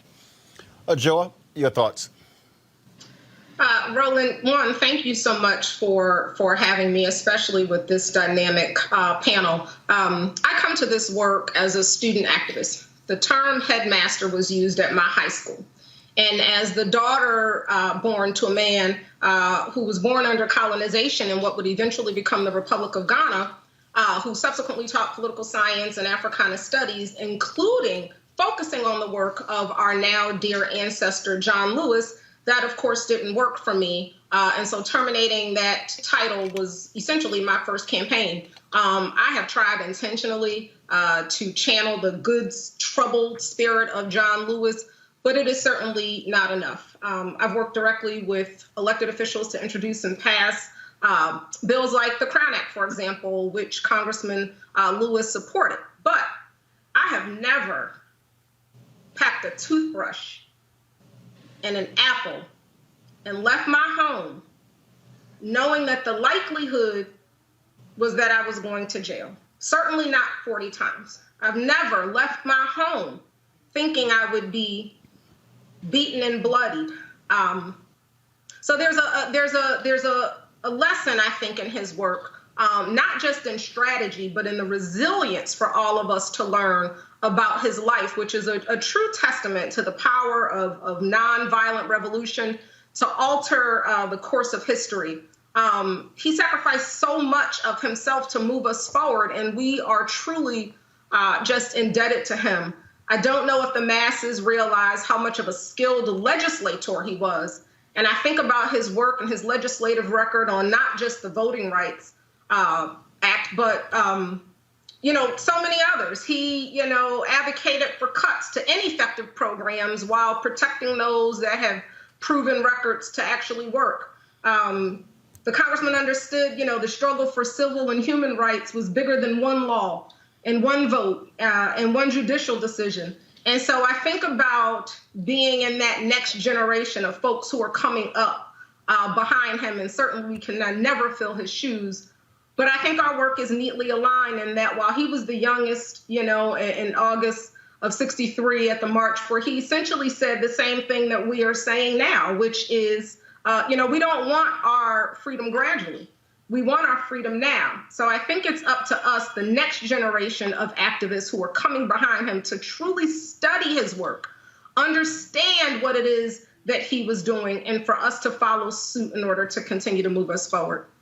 A little bit earlier this year, the NAACP Image Awards took place, and they honored Congressman John Lewis with their Chairman's Award. Now, in 2002, they honored him with their highest honor, the Spingarn Medal.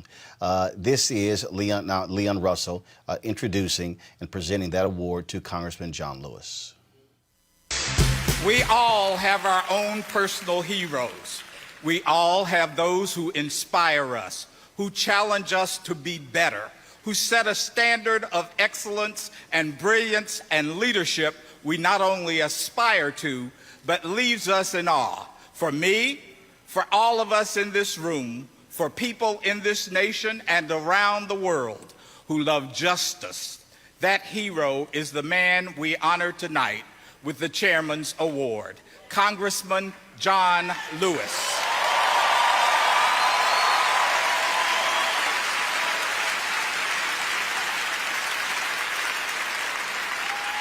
Let's take a look at the life of a living legend.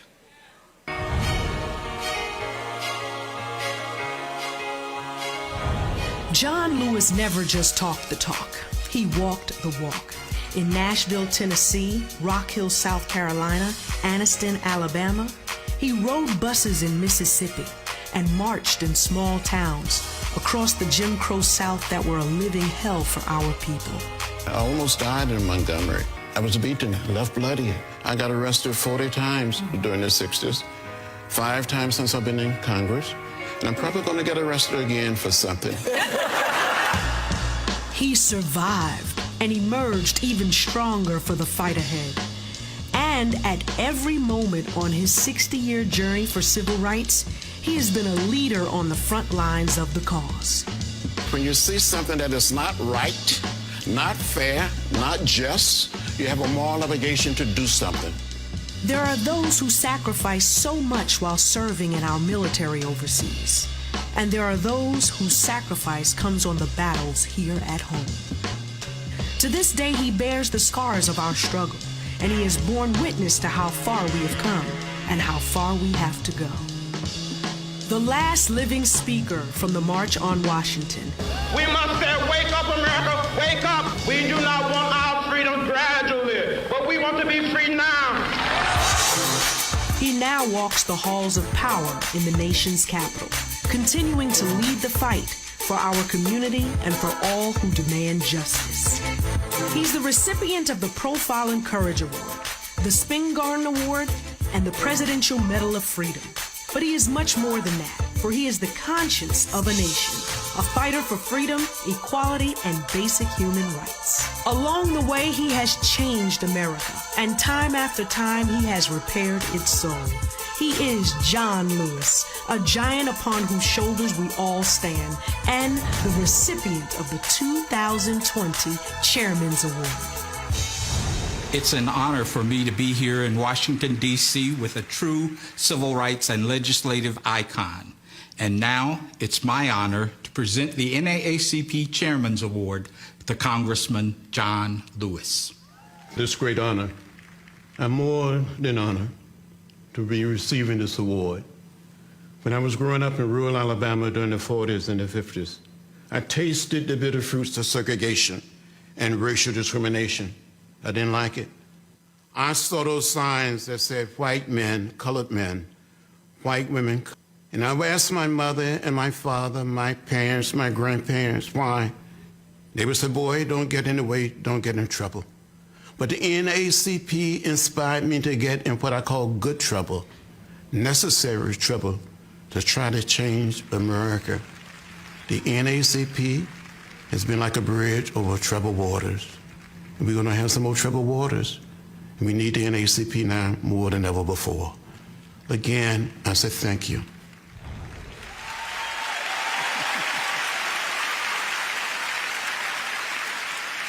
What a great man. And by the way, a man who turned 80 yesterday. So on the count of 3, let's give him a birthday shout out. 1, 2, 3. Happy birthday!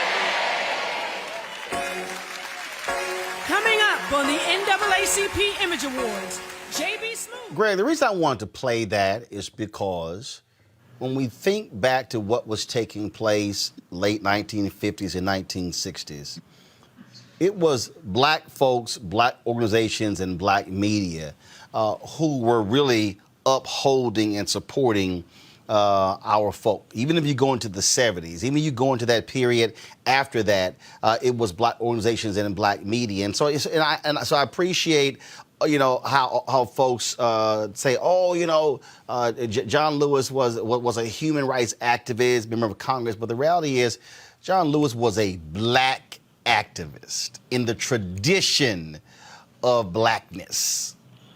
Yes, he was. And you contrast him with C.T. Vivian. C.T. Vivian is really a bit of an outlier in that movement. He's about 15, 16 years older than John Lewis, about halfway between John Lewis's generation and Ella Baker's. You know, C.T. Vivian went to a white school, Western Illinois. He was born in Missouri, raised in Illinois. But that puts him as an outlier. John Lewis, like Ella Baker from Shaw, John Lewis went to Fisk, an American Baptist Theological Seminary, as did C.T. Vivian later. But if they went to school at all, these Southerners, this whole movement was a black institutional movement. You're talking about Courtland Cox at Howard, Frank Smith at Morehouse with Julian Bond, Dory Ladner at Tougaloo and Jackson State with her sister Joyce. I mean, they all come out, Tim Jenkins at Howard. And so what you see is this black institutional thrust, and these young people find themselves really, and it's ironic that they would give John Lewis a kind of valedictory Spingarn Award given in 1959, 1960, the Nashville Student Movement, Diane Nash, James Bevel, Bernard Lafayette, and so many others. You know, Roy Wilkins and them are wary. They're looking very warily at them. It was really Medgar Evers and local leaders. In fact, Dory and Joyce Ladner have dinner with Medgar Evers the night he is assassinated. But at that time, in some ways, you see Medgar Evers beefing with Roy Wilkins because Roy Wilkins is like, you know, you got to get some control on these young people. And Dr. King with Wyatt T. Walker, and then recruits C.T. Vivian to come and help organize SCLC. But at the same time, you know, Vivian has a bit of a solidarity with these young people that Ella Baker stops, as you said, them from trying to get them to be the youth wing of SCLC. There are all these tensions at play. And so ultimately, I would say this, in the wake of 1965, what you then see is the United States begins to try to pick out of that movement those elements they can recruit into more status quo. The electoral politics, the thrust out of 1965, the voting thrust, begins to go toward the kind of institutional access that we see today. They have good things, they have bad things in that. For example, Keisha Lance Bottoms, her aunt, her direct auntie, was, of course, Ruby Doris Smith Robinson, who took as executive director of SNCC after James Foreman at the same time that they actually voted John Lewis out of SNCC. They didn't take it away from anybody. The young forces were still saying, no, status quo is not enough. So as you say, Doc, there's no either or strategy, but we have to read the lives of these two men in particular, because they are ancestors, against the institutional forces that would try to shape our movements into more of a respectable kind of go along to get along process. And two things come out of that. You get people like John Lewis, who was never going to go along to get along. He was hard-headed when he went on that bridge when SNCC said they weren't going to do it, and then the wait said, well, maybe that move was good in retrospect. And he was hard-headed when he stood in the United States Congress as the conscience of the Congress.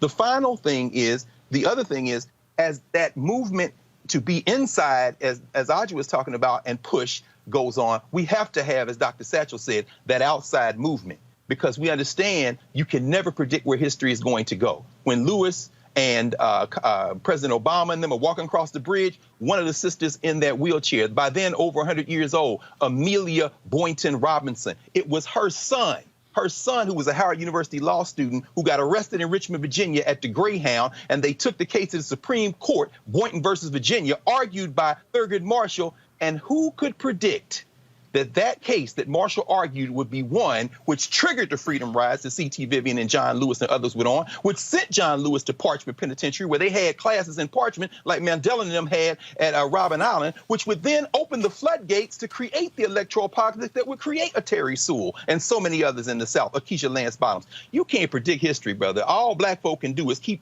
punching with both fists and not give up, because you never know where it's going to lead. Which is why, Charles, it's important when we are celebrating figures like John Lewis, you have to lay out the full story and not get caught up in what I call, again, the civil rights mascot sort of, he got the pom-poms, oh, he was so great and wonderful. It wasn't that simple. Exactly. You know, John Lewis poured out his life as an offering. And you don't do that on Monday and then on Wednesday put it back in the cup. This is a life that he dedicated his entire being to freedom, to justice, and to equality. And so, as Brother Carr said, you know, this is about the collective, and we have to honor the legacy. And the way we do that is by continuing the work of justice in that Black radical tradition. And so, you know, here at Africana Studies in Albuquerque, New Mexico, you know, we're dedicated to fighting the forces of evil and racism and white supremacy. And that just didn't happen, you know, last month or 10 years ago. That's our foundation, and it's been our foundation. And so we're dedicated to doing that. What John Lewis, you know, inspires in my life as a young man who grew up in the Southwest, 3% African American, in the city of Albuquerque, the state of New Mexico, had the privilege to go to Clark Atlanta University and walk the streets where, you know, these iconic leaders lived and suffered. That inspired in me a will to continue.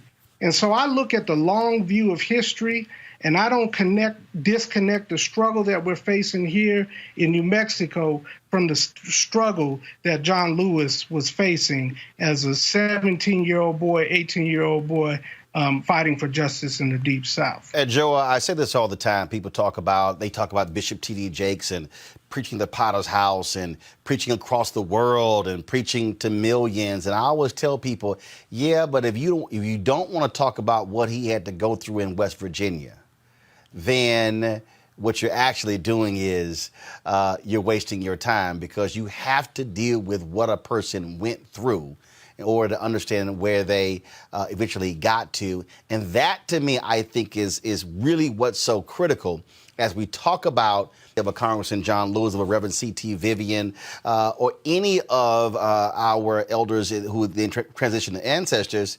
That cannot be lost and forgotten. I think you're absolutely right, Roland.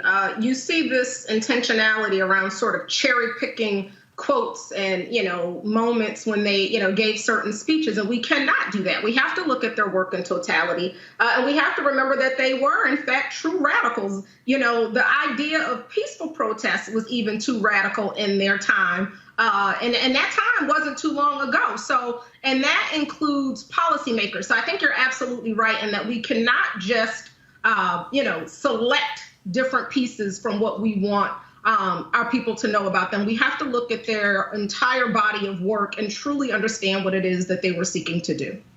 That is still what's important. And again, when I put this in perspective, Roslyn, when it comes to Black Lives Matter, when I look at whether it's Tamika Mallory and Linda Sarsour out there with Unite Freedom with My Son, whether I'm talking to Tef Poe, whether I'm talking to Ashley Yates or any number of people, the reality is all of that stuff, all of the back and forth, the fights, and folks like, why can't they all get along? Well, hell, if anyone has any understanding of SNCC and CORE and SCLC and NAACP and all different groups, they were not always getting along. But what they eventually understood is that we might not like each other, we might hate each other, but there's a greater force that we still are all fighting against. And I think that's, again, what we have to constantly remind ourselves when we talk about the history of the folks like Lewis and Vivian. Absolutely. I remember when Congressman John Lewis came to Los Angeles and Nashville to spend time with a lot of our Black Lives Matter Los Angeles organizers and other BLM organizers across the country. He encouraged our work. He's always supported our work, He pushed back against this narrative of respectability that you're talking about within the civil rights movement. He actually really encouraged us at a time when we were actually facing so much critique about our freeway shutdowns. He said, when asked about the freeway shutdowns and what he thought about the critiques, you know what he said? He said, what do you think happened with the march on the Edmund Pettus Bridge? He likened his work to our work. He likened the march on Bloody Sunday to our disruption of what's happening in this country when we are engaging in lawful free speech, First Amendment protected protests. When the White House, the person inhabiting the White House that I refuse to call the name of, is talking about sending in federal law enforcement to quell protesters who are exercising their democratic rights to free speech. I am absolutely appalled that we are not hearing more of an outrage, more resistance, more pushing back, because what John Lewis and C.T. Vivian did, and so many others that have been on the show today, and so many others before them whose names we will never know, they disrupted the status quo. They disrupted the centers of commerce. They disrupted traffic. They disrupted business as usual. We continue in that tradition. We study their work. We make sure that all of our members are trained in understanding the work of our elders and of our ancestors. We are a part of the same tradition, even though our strategies may differ as they did back then between CORE, SNCC, and SCLC.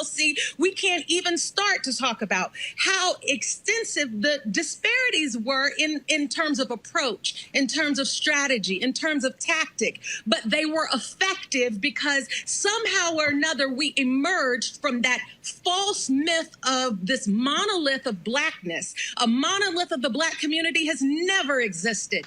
What we are is a variety of people with different skills, different backgrounds, and we can use those skills, those abilities, those gifts in this struggle. We need everybody to get out and get involved. We need the folks who say that they disagree to actually come and be a part of a civil dialogue and help them to understand why what we're doing is absolutely what we should be doing right now.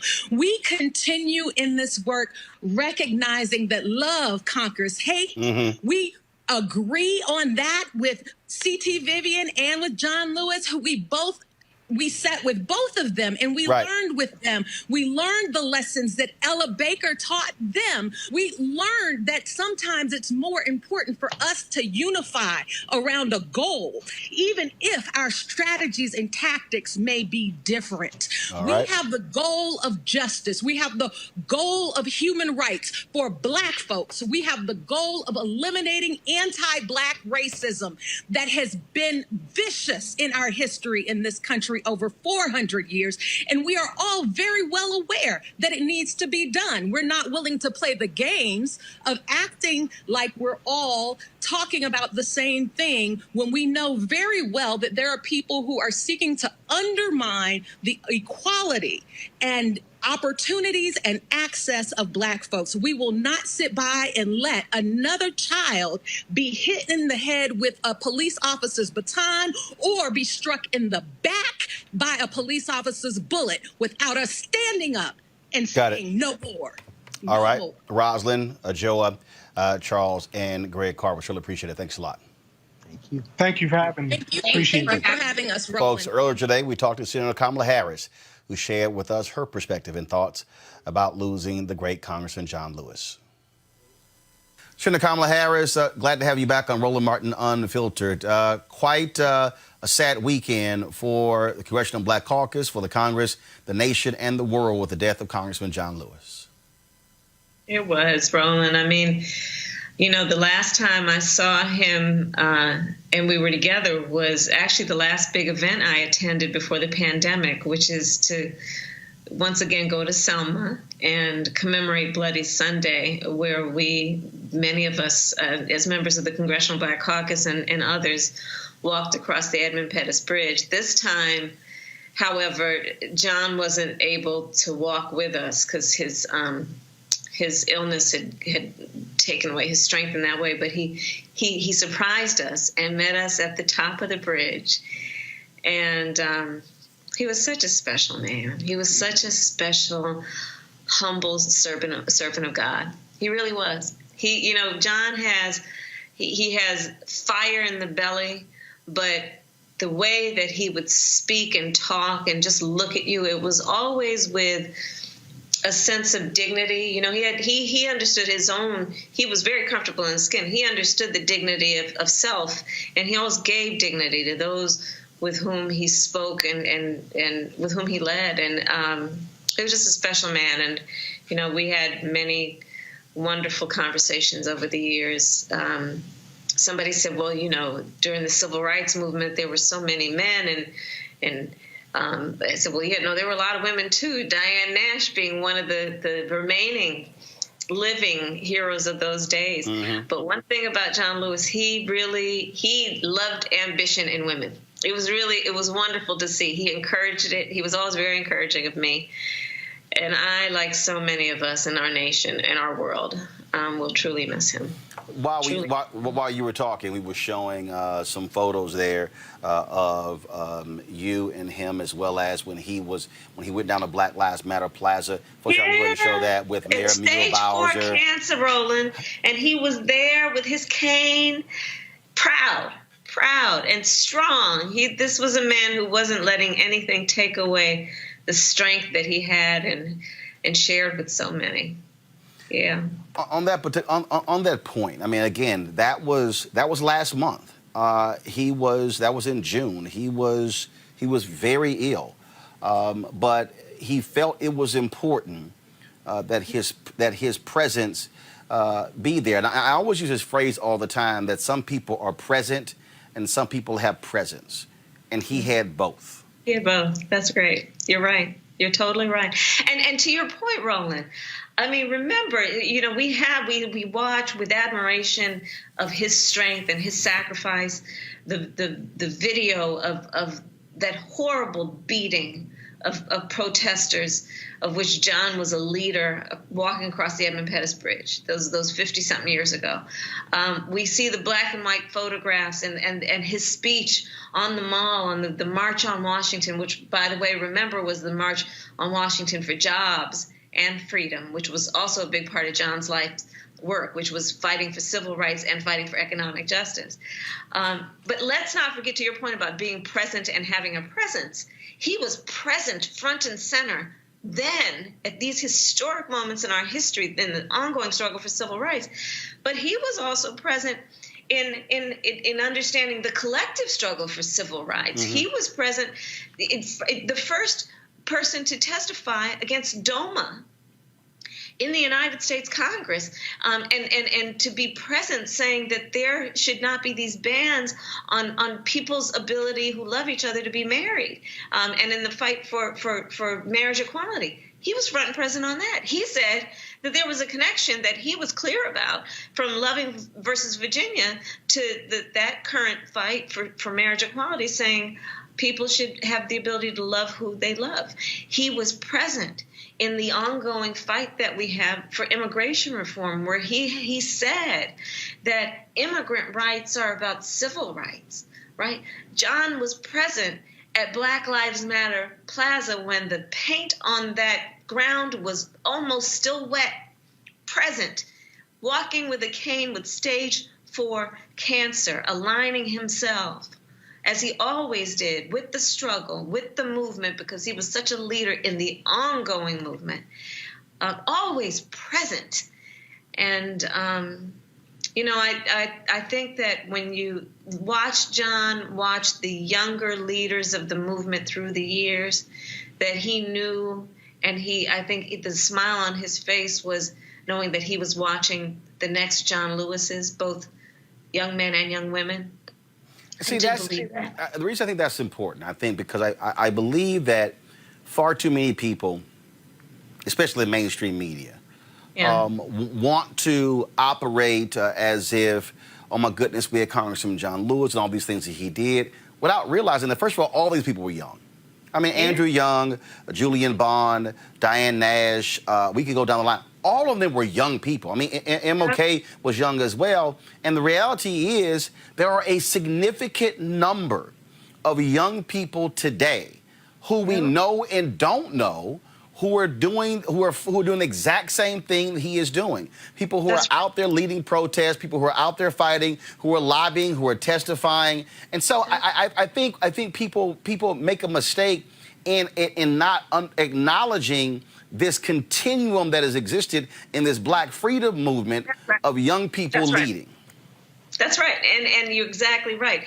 And let's remember, right, that back in the day, the kinds of things that people have said about the organizers and leaders of Black Lives Matter, to be critical of them, were some of the same things they said about King and about John Lewis and about those folks walking across the Edmund Pettus Bridge. And he was clear about that, and history will be clear about the ongoing movement and what it has required to get a step closer to those words, equal justice under the law. It is always going to require people marching in the streets, demanding change in a peaceful way, of course, but demanding change no less, and not conceding until it's accomplished and acquired. John Lewis was a kind and a patient man, but he was impatient when it came to the need to bring justice to all people. And he understood, I think, that it is, as Coretta Scott King said, the fight for every generation. I'll paraphrase, but Coretta Scott King famously said, the fight for civil rights must be fought and won with each generation. Right? I watched as Majority Leader Mitch McConnell and other Republicans weighed in, expressing their condolences for Congressman John Lewis. And I'll be honest with you, I really don't want to hear from people release statements when they aren't actually doing the things that he fought for.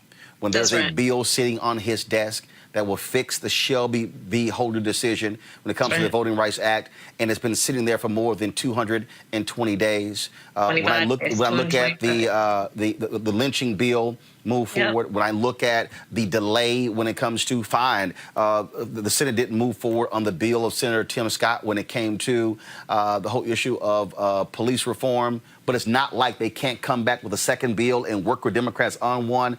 And in that moment, I said, I'm sorry. If you truly want to honor this man, a statement on Twitter means nothing. Pass the law. So, Roland, I have called on Mitch McConnell to put the H.R. 4, which was passed out of the House, the Voting Rights Act, to put it on the floor of the Senate for a vote and name it the John Lewis Voting Rights Act of 2020.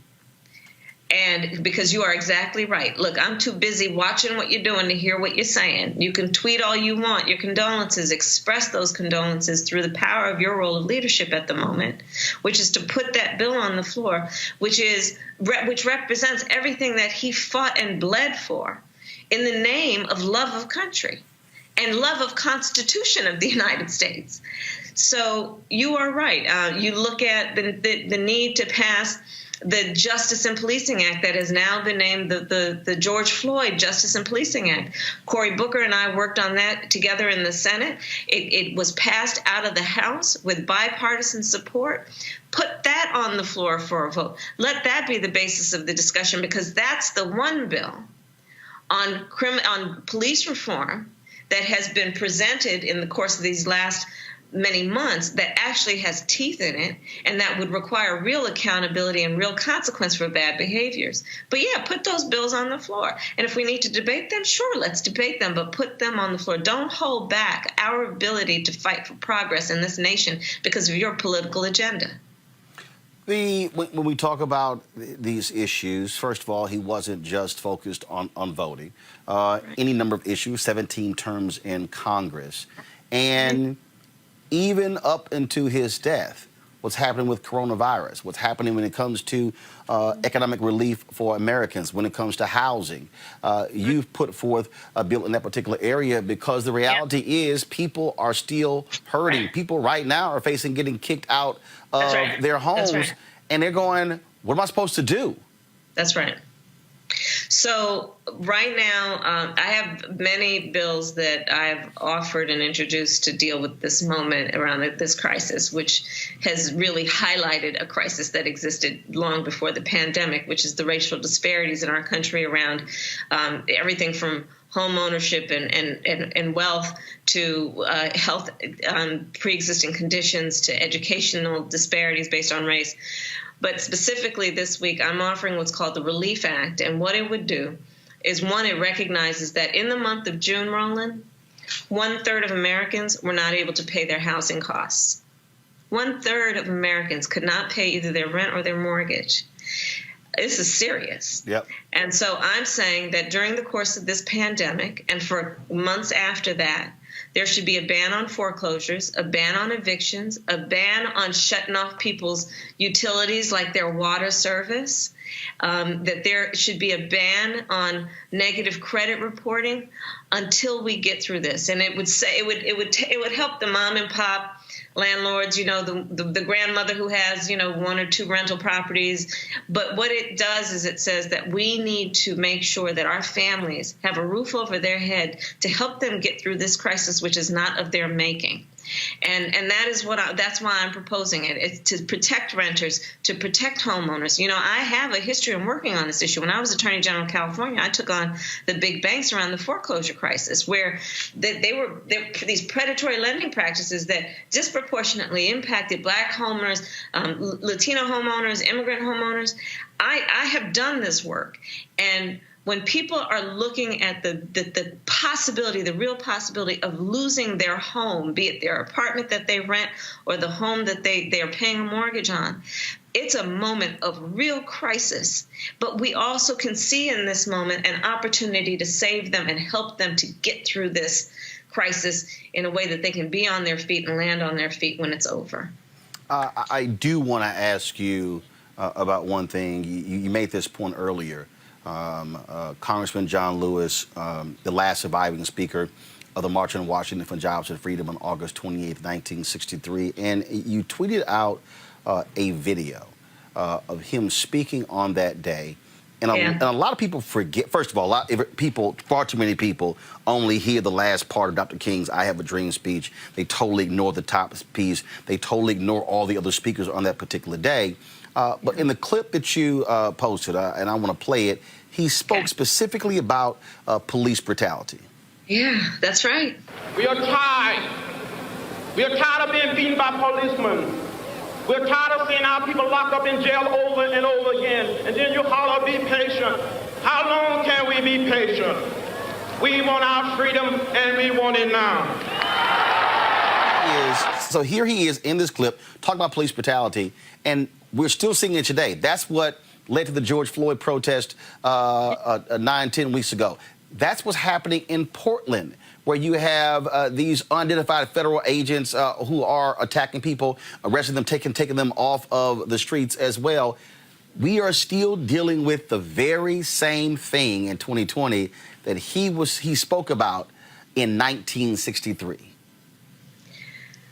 Right, and that's why John Lewis was a part of the George Floyd Justice and Policing Act, and that's why he was out on Black Lives Matter Plaza, because he was seeing it through.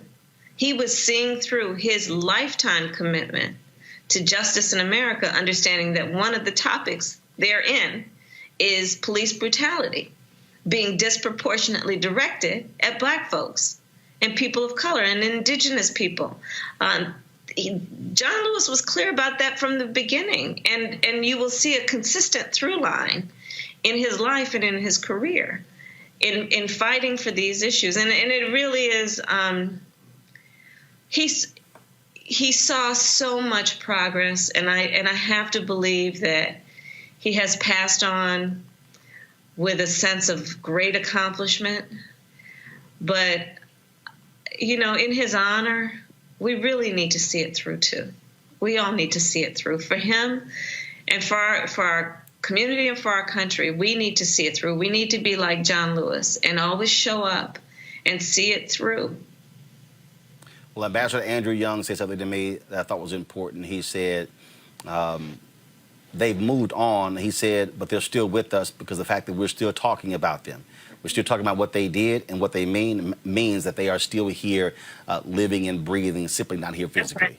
Right. We keep them alive that way. Indeed. We keep them alive that way. And it's part of our tradition also. He is now one of the ancestors. He was an elder, and now he is an ancestor. And that's part of our traditions of honoring our ancestors and doing that always and passing down the stories to make sure that they are alive, and not just that we romanticize them, but that we understand their struggle and their commitment, and we understand that it's our responsibility, it's our duty. It's not a luxury, it's not if we feel like it, it's our duty. Those of us who have benefited from their struggle and their pain and their sacrifice, it is our duty to continue and to be their legacy. That's how we truly honor them. That's how we truly honor them. Senator Kamala Harris, we appreciate it. Thanks a lot. Thank you.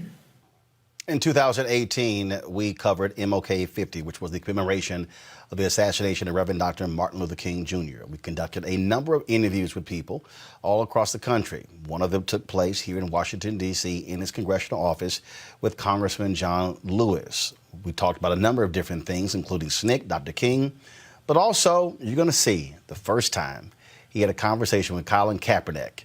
I was actually texting Colin, told him what I was doing. He said he had never met Congressman Lewis. Congressman Lewis said he had never met Colin Kaepernick. And so you're about to see that conversation. We've never shown this before. And so we will close the show out with my sit-down conversation with Congressman John Lewis, icon and legend, that took place in 2018. Congressman,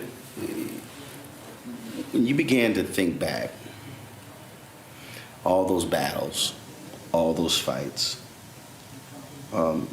you were leader in SNCC, and it was interesting, your SNCC compadres were not always pleased with Dr. King. You had differences of opinion there. Talk about being in the middle of that and trying to navigate all of these competing forces. You're right, I was in the middle of it all.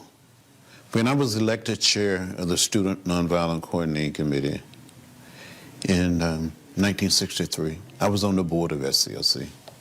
Several years earlier, Martin Luther King Jr. had invited me to be a member of the board, to be sort of a liaison between the young people, the young activists, and the adults. I admire Dr. King. I love him. He was like a big brother. If it hadn't been for Martin Luther King Jr., I don't know what would have happened to me. He took me in. And I was grateful for what he did. And so I was never, ever going to try to put him down, never, ever going to call him the Lord. As you well know, people start referring to Dr. King as the Lord. The Lord said this, the Lord said that. And when we went on the Freedom Rides in May of 1961, some people thought that Dr. King should get on a bus and go on a Freedom Ride with us. Well, he had a case pending against him in Georgia, and he felt that it wouldn't be helpful for him to go on a Freedom Ride, that he could get arrested and he would be violating his probation. And it's been my feeling and the feeling of the young people in the movement that came out of Nashville that we should never put pressure on someone when it was their time to do something, or whether they wanted to get arrested or go to jail or to sit in or march. Let people come to their own conclusion, make their own decision. There were so many different people. I mean, I'm looking at the photos here, A. Philip Randolph, and I'm looking at Ralph David Abernathy and Roy Wilkins and Whitney Young and so many others. But what made Dr. King so different and unique from the rest of these legendary figures? But Dr. King came, I think, through the movement out of his sense of ministry. He felt like it was his calling. He felt like he had been ordained by God Almighty to lead. It was almost like the children of Israel being led out of Egypt. He felt the calling that he had to do something, and he felt that the opportunity was presented by the action of Rosa Parks. And he tried not to take sides in debates and discussion, but be this healing force to bring people together. So it didn't matter whether he had to work with Roy Wilkins or the NAACP, or James Farmer, or Carr, or Whitney Young, or the Urban League, or A. Philip Randolph. He respected, he loved Mr. Randolph, because he thought A. Philip Randolph, one of these leaders who was made out of the same clay, maybe molded for the same clay that he was molded from. And he would call, he didn't say A. Philip, he always said Mr. Randolph. Mm-hmm. And others sometimes would say Brother Randolph. And Dr. King would say Brother Randolph, but mostly he would say Mr. Randolph. He has so much respect and love for this man who was born in Jacksonville, Florida, moved to New York City, and became a champion of civil rights and human rights and labor rights. He's ahead of his time. So I was texting before, so let me pass it. So we were talking. I was texting this guy before you came in. So you said you never talked to him. You can go ahead and say hi to him. Hello, sir. How are you? Colin? Hello? Congressman John Lewis. Hi, how you doing, brother? I'm doing great. How you doing, brother? Fine. Thank you for all of your work, for your leadership. You have touched me. You have inspired me. And to see you getting out there pushing and kneeling, you've done so much, not just for the American community, but for the world community. I said thank you. I admire you. I love you. Thank you for paving the way for an opportunity like this to even happen.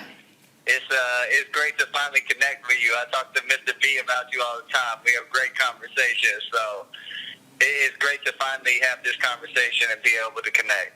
Yeah, well, I'm honored to have an opportunity to speak to you. I wish sometime when you're in Washington or in Atlanta that we could get together and maybe have something to eat or something to drink, talk about where we must go from here. I would love to do that. I'll make sure Roland passes you my number so we can stay in contact. Yes, I would love to do just that. I know there's a lot of members of the Congress, a lot of people trying to find a way, especially young members, would love to have an opportunity to talk with you. And there's hundreds and thousands, no doubt, millions of students and young people been deeply inspired by you, not just in America, but around the world. So keep it up. Keep the faith. It's all going to work out. Yes, we're not going to stop. We're just getting started. Good. We cannot stop now. Too much work to be done. You gave an interview once where you said, after the 65 Voting Rights Act, the civil rights movement pretty much was over. And it was interesting when I was watching that documentary because you said these laws, and folks were just trying to find their way. What did you mean by that?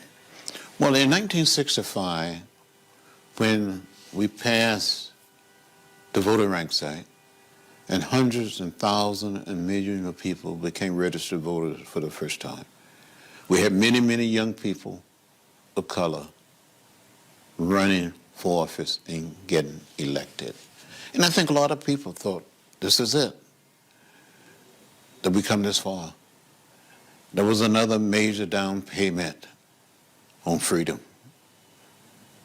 And then when President Obama got elected, people saw that as another major step forward. But then we quickly learned that there were still people, still forces in America trying to take us back to another time and another place. That still exists today. So you had this point after 65. Dr. King and others are trying to figure out what's next. He goes to Chicago. Very difficult path there. And then, of course, we get to 67. And then he decides to take his stand against the Vietnam War. When I talked to Clarence Jones, I said, I believe that his death certificate was written on April 4th, 1967. I just don't believe there's a coincidence that he's assassinated to the day, a year to the day, after he gives that Beyond Vietnam speech at Riverside Church in New York.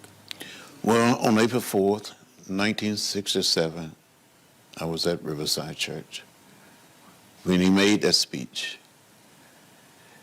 And many people felt then, and I felt it also, that this was the defining moment. That a lot of people, even people in the African American community, some people in the civil rights movement felt that he was breaking with the traditional supporters. He was attacked, vilified. By some black leaders. He was even, some of the black leaders saying he's going too far. That he needed Lyndon Johnson.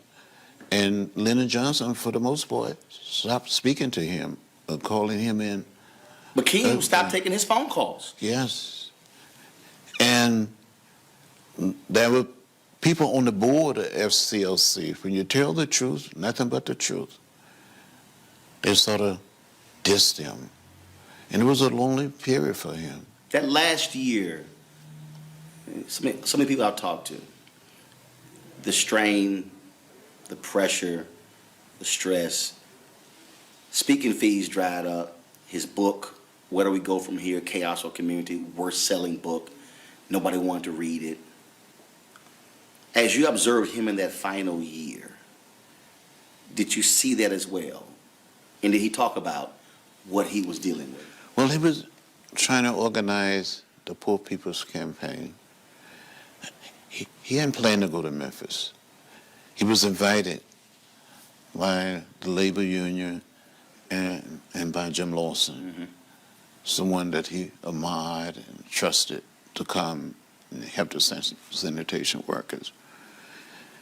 It was a difficult year for him because some people suggested that he needed a rest, and others suggested that maybe he should go and become a president of some major college or university.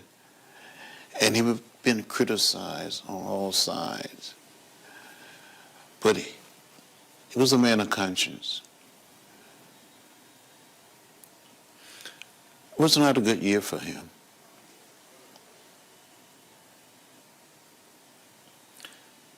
Take me to the last conversation you had with him. When was it? The last time I had an opportunity to talk with Dr. King was in mid-March.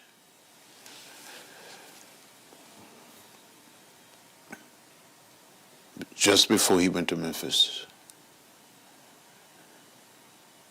It was at Pasca's hotel, a restaurant.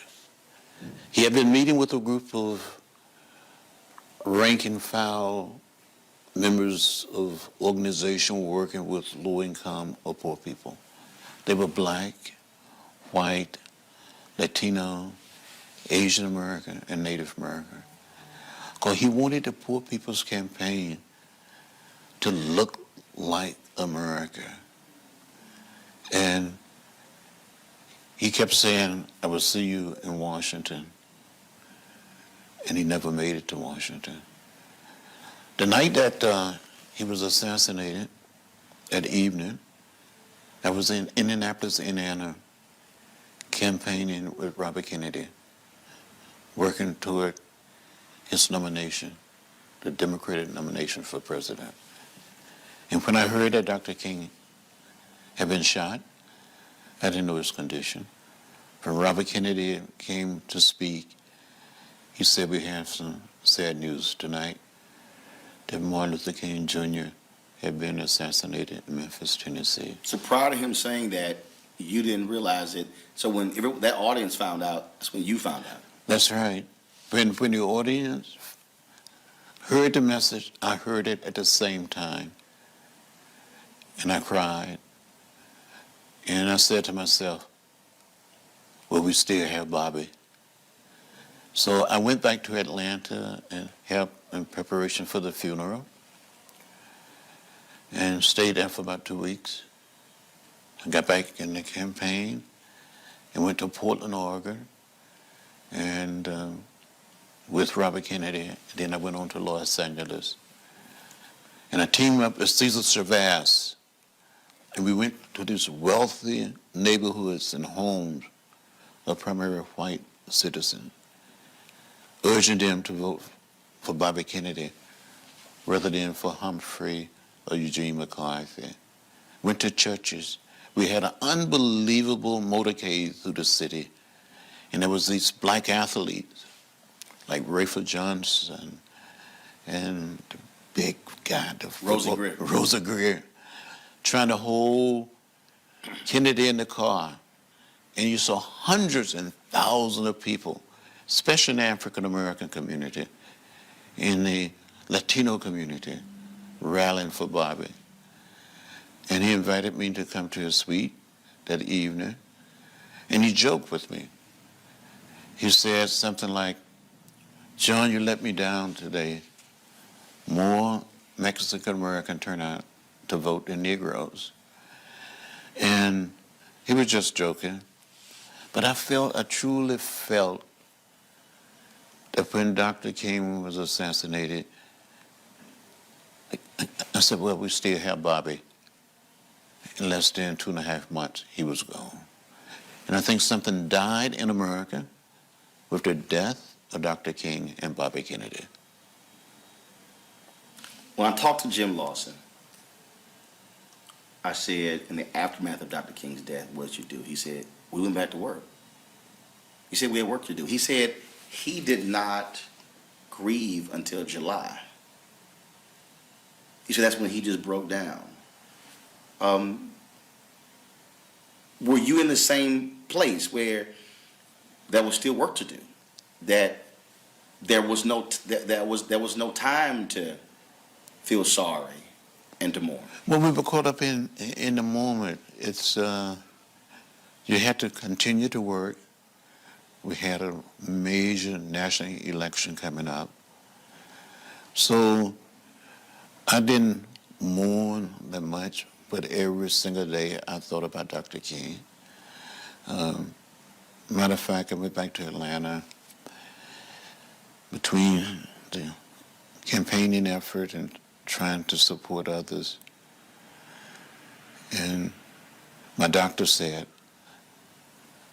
you need to rest, and made it possible for me to go to the hospital and just rest for about 2 weeks. And then I got back on the road, supporting local candidates, trying to get people registered, turn people out to vote. Became a delegate to the Democratic Convention. I was a junior bond. We were supporter. Mm-hmm. We were challenging the Lester Maddox delegation of Georgia. And I had a half a vote in the convention. And I voted for Ted Kennedy in honor of Bobby Kennedy. What's the one thing about Dr. King that you would want folks to know about him? Someone who knew him personally, intimately, that one thing you would want people to really know and understand about him? Martin Luther King Jr. should be remembered as a person who loved his fellow human being. He loved people. And he loved humor also. He could tell jokes that would make you laugh or cry. And sometime in the process of telling jokes, he would sort of preach about each one of us in a meeting. So when you come to die, this is what I'm going to say about you. And he would just tell it. And sometimes you would be riding in a car in Alabama or someplace down some dirt road in Georgia or Mississippi. He see a restaurant, a hole in the wall. He said, we should stop and get something to eat. If we get arrested and go to jail, we go on a full stomach. And then he would just laugh about it. But I think this is part of his effort to make us all feel relaxed and not be up so tight and not be so afraid. I remember once in Selma, Alabama, when we were trying to desegregate a major old hotel, and Dr. King and others was in the process of checking in. And a guy who was a racist walked up and said to Dr. King, are you Martin Luther King Jr.? And this guy hit Dr. King in the face just as hard as he could. And I remember grabbing this man and holding him. I never ever grabbed anyone like this. But something told me to grab this man, and I grabbed him and held him until the local police officials arrived, and they arrested him. 3 questions left. First, do you believe when you look at young folks today, especially African Americans, that had SNCC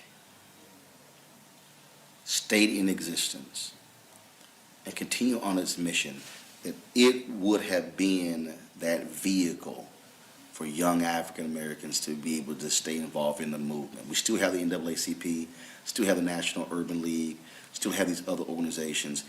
I've always maintained that SNCC's demise ended that vehicle for young black folks to be involved in leadership.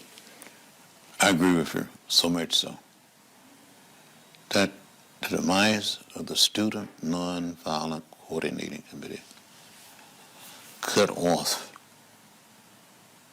It ended the link, the connection for young African Americans to have a role, a major role to play in the civil rights movement. The hundreds, the thousands of students in high school, in college. It would have been a training ground for people to lead. Because many of these young people, they led in North Carolina, in Virginia, in South Carolina, in Georgia, in Alabama, in Mississippi. These young people grew up, and they became of age, and they didn't have a national organization. Only the NAACP had a youth council, had a youth arm. The other organization didn't have that. Thousands of people, more than 50,000 people are expected. More than 50,000 people are expected to be in Memphis to commemorate the assassination of Dr. King, April 4th. Their events are planned all week. What do you want people to do April 5th? I want people to learn everything to know about Dr. King during April 3rd and 4th, but on April 5th, go out and be involved in some direct action, or conducting voter registration campaign, or signing up to run for office as a tribute to Martin Luther King Jr. Or go and teach in some school, go and try to save and rescue some young people. I ask this question of others, and I ask it of you. 30, 40, 50 years from now, some kid somewhere is reading a book, watching a documentary. They are going across something on the internet, and they see the name John Lewis. Well, whether it's before you were in Congress or after, what would you want that child to know about John Lewis? Well, first of all, I would want that child to know that as a young person, I was deeply inspired and moved by the teaching and action of Dr. Martin Luther King Jr. And they too can be inspired to take action, to stand up and speak out and get in what I call good trouble, necessary trouble. But they learn the lesson of Dr. King, the teaching of Dr. King. If it hadn't been for Martin Luther King Jr., I don't know what would have happened to many of us growing up in the South. Still miss him? I miss him. I miss him. Every day in his office, I'm surrounded by him. In my home in Atlanta, in my home in Washington, I'm surrounded by him. It reminds me of some unbelievable days, the meetings, of the preaching and speaking of this one man. I grew up very shy and listened to Dr. King. I lost my shyness. He made me a better human being. He taught me how to stand up, fight, speak up, and speak out.